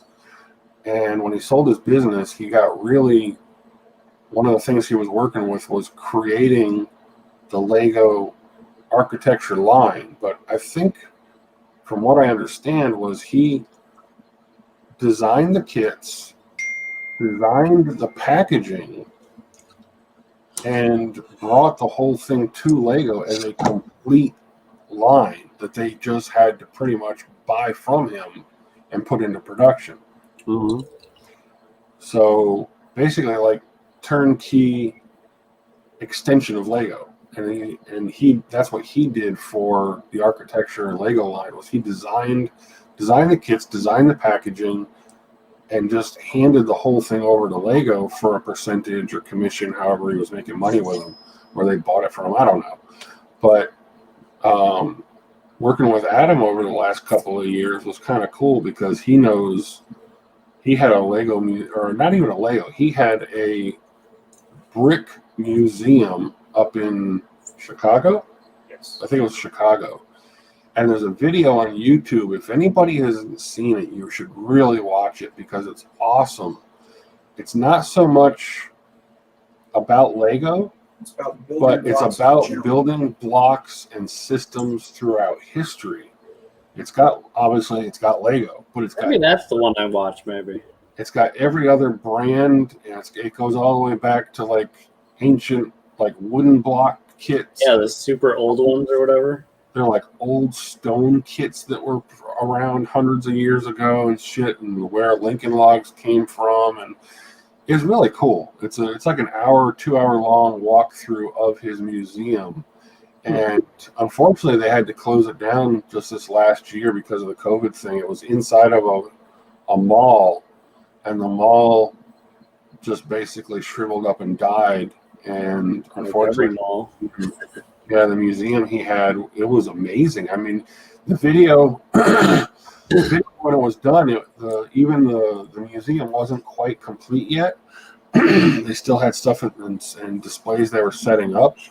But, I mean, he had his own mold injection machine inside the building spitting out bricks. CYMK bricks. Yeah, he was producing his own 2x4 bricks in-house and selling them because they were all custom unique colors with his own logo on the studs. That's like the one kid on YouTube that has all the machines in his garage, and he like makes all kinds of Lego stuff.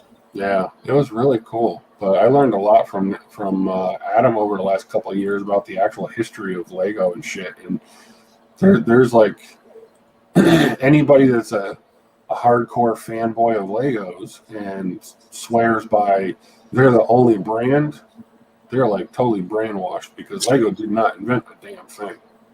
Yeah, they did over time perfect it, and they did over time expand upon it greatly, but they didn't invent it, so they can't take any of the credit for that. I think it was. They're the only ones that made it profitable. Lego is the original knockoff. Yeah, Lego's the original knockoff of the brick. But I was in one of the AFOL groups, and I posted a photo, and I put on there, I was like, the caption was, "Who am I?"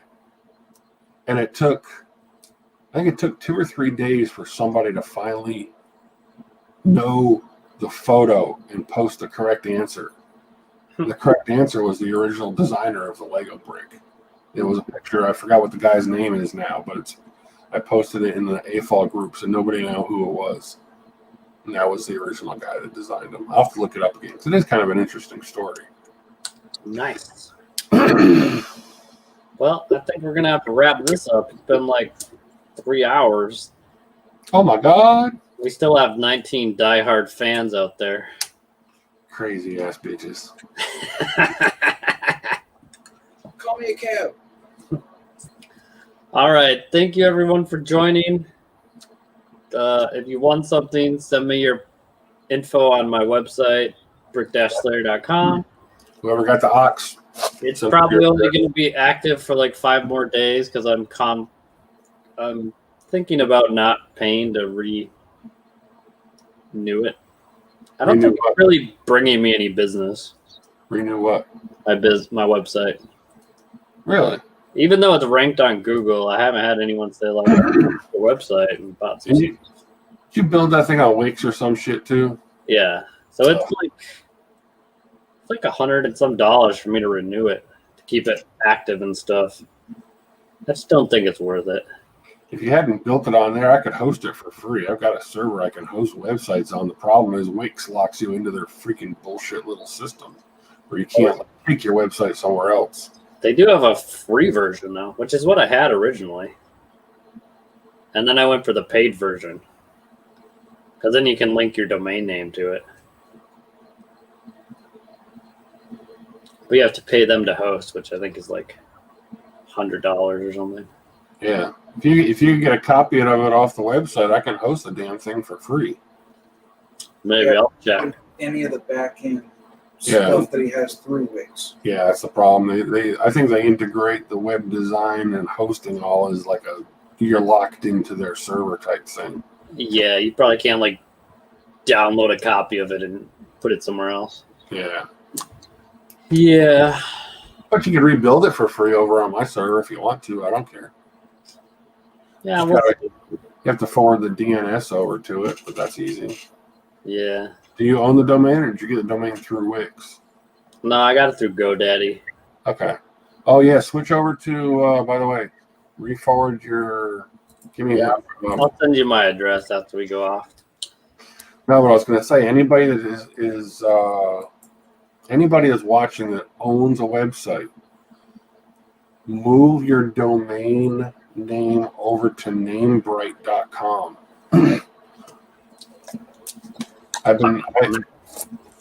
There was a domain name that I wanted to buy, and somebody owned it. And I bought it from them, and it was on a server called namebright.com. Instead of GoDaddy, it's Namebright. Yeah. Their hosting fees, or they're not their hosting fees, but they're like annual domain fees, are still less than $8 a year. Well, that's cheap. No shit. Just recently, I had about 20 domain names that I had purchased over the years and held on to them. And then one year, probably about 2 years ago, I got a thing from GoDaddy saying that that my domains were being updated or I was being recharged for it, whatever it was. Yep. And they were trying to charge me $30 a piece. And I'm like, bullshit. I've only been paying $8 a year. Why am I paying $30? Mm-hmm. And they're like, oh, well, our services, blah, blah, blah, changed. They basically just gouging everybody all of a sudden. Yep. So I took all the domain names and moved them over to the other one, which was less than $8 a year. So if anybody has anything you're paying over $8, switch, because you're getting screwed for no reason. You can host it on your Google Drive somehow, I've read, for free, but I didn't want to get into that. There's a way to do it. But. Hosting is different than the domain name. Yeah, You have I to bought my domain name for 99 cents. I had coupons. You're like one of those retail me not people. Oh, yeah. I found a coupon, got it for 99 cents. I manipulated the website to get it to work, but it worked. But then you got to pay to host it somewhere, which then costs you more. So Now you know somebody who has a server you can host shit on for free. Yep. All right. Thanks, everyone, for hanging out. Sean, send me your bank account info. I'll charge some stuff to you. Have a great night, guys. Talk to you guys later. See ya.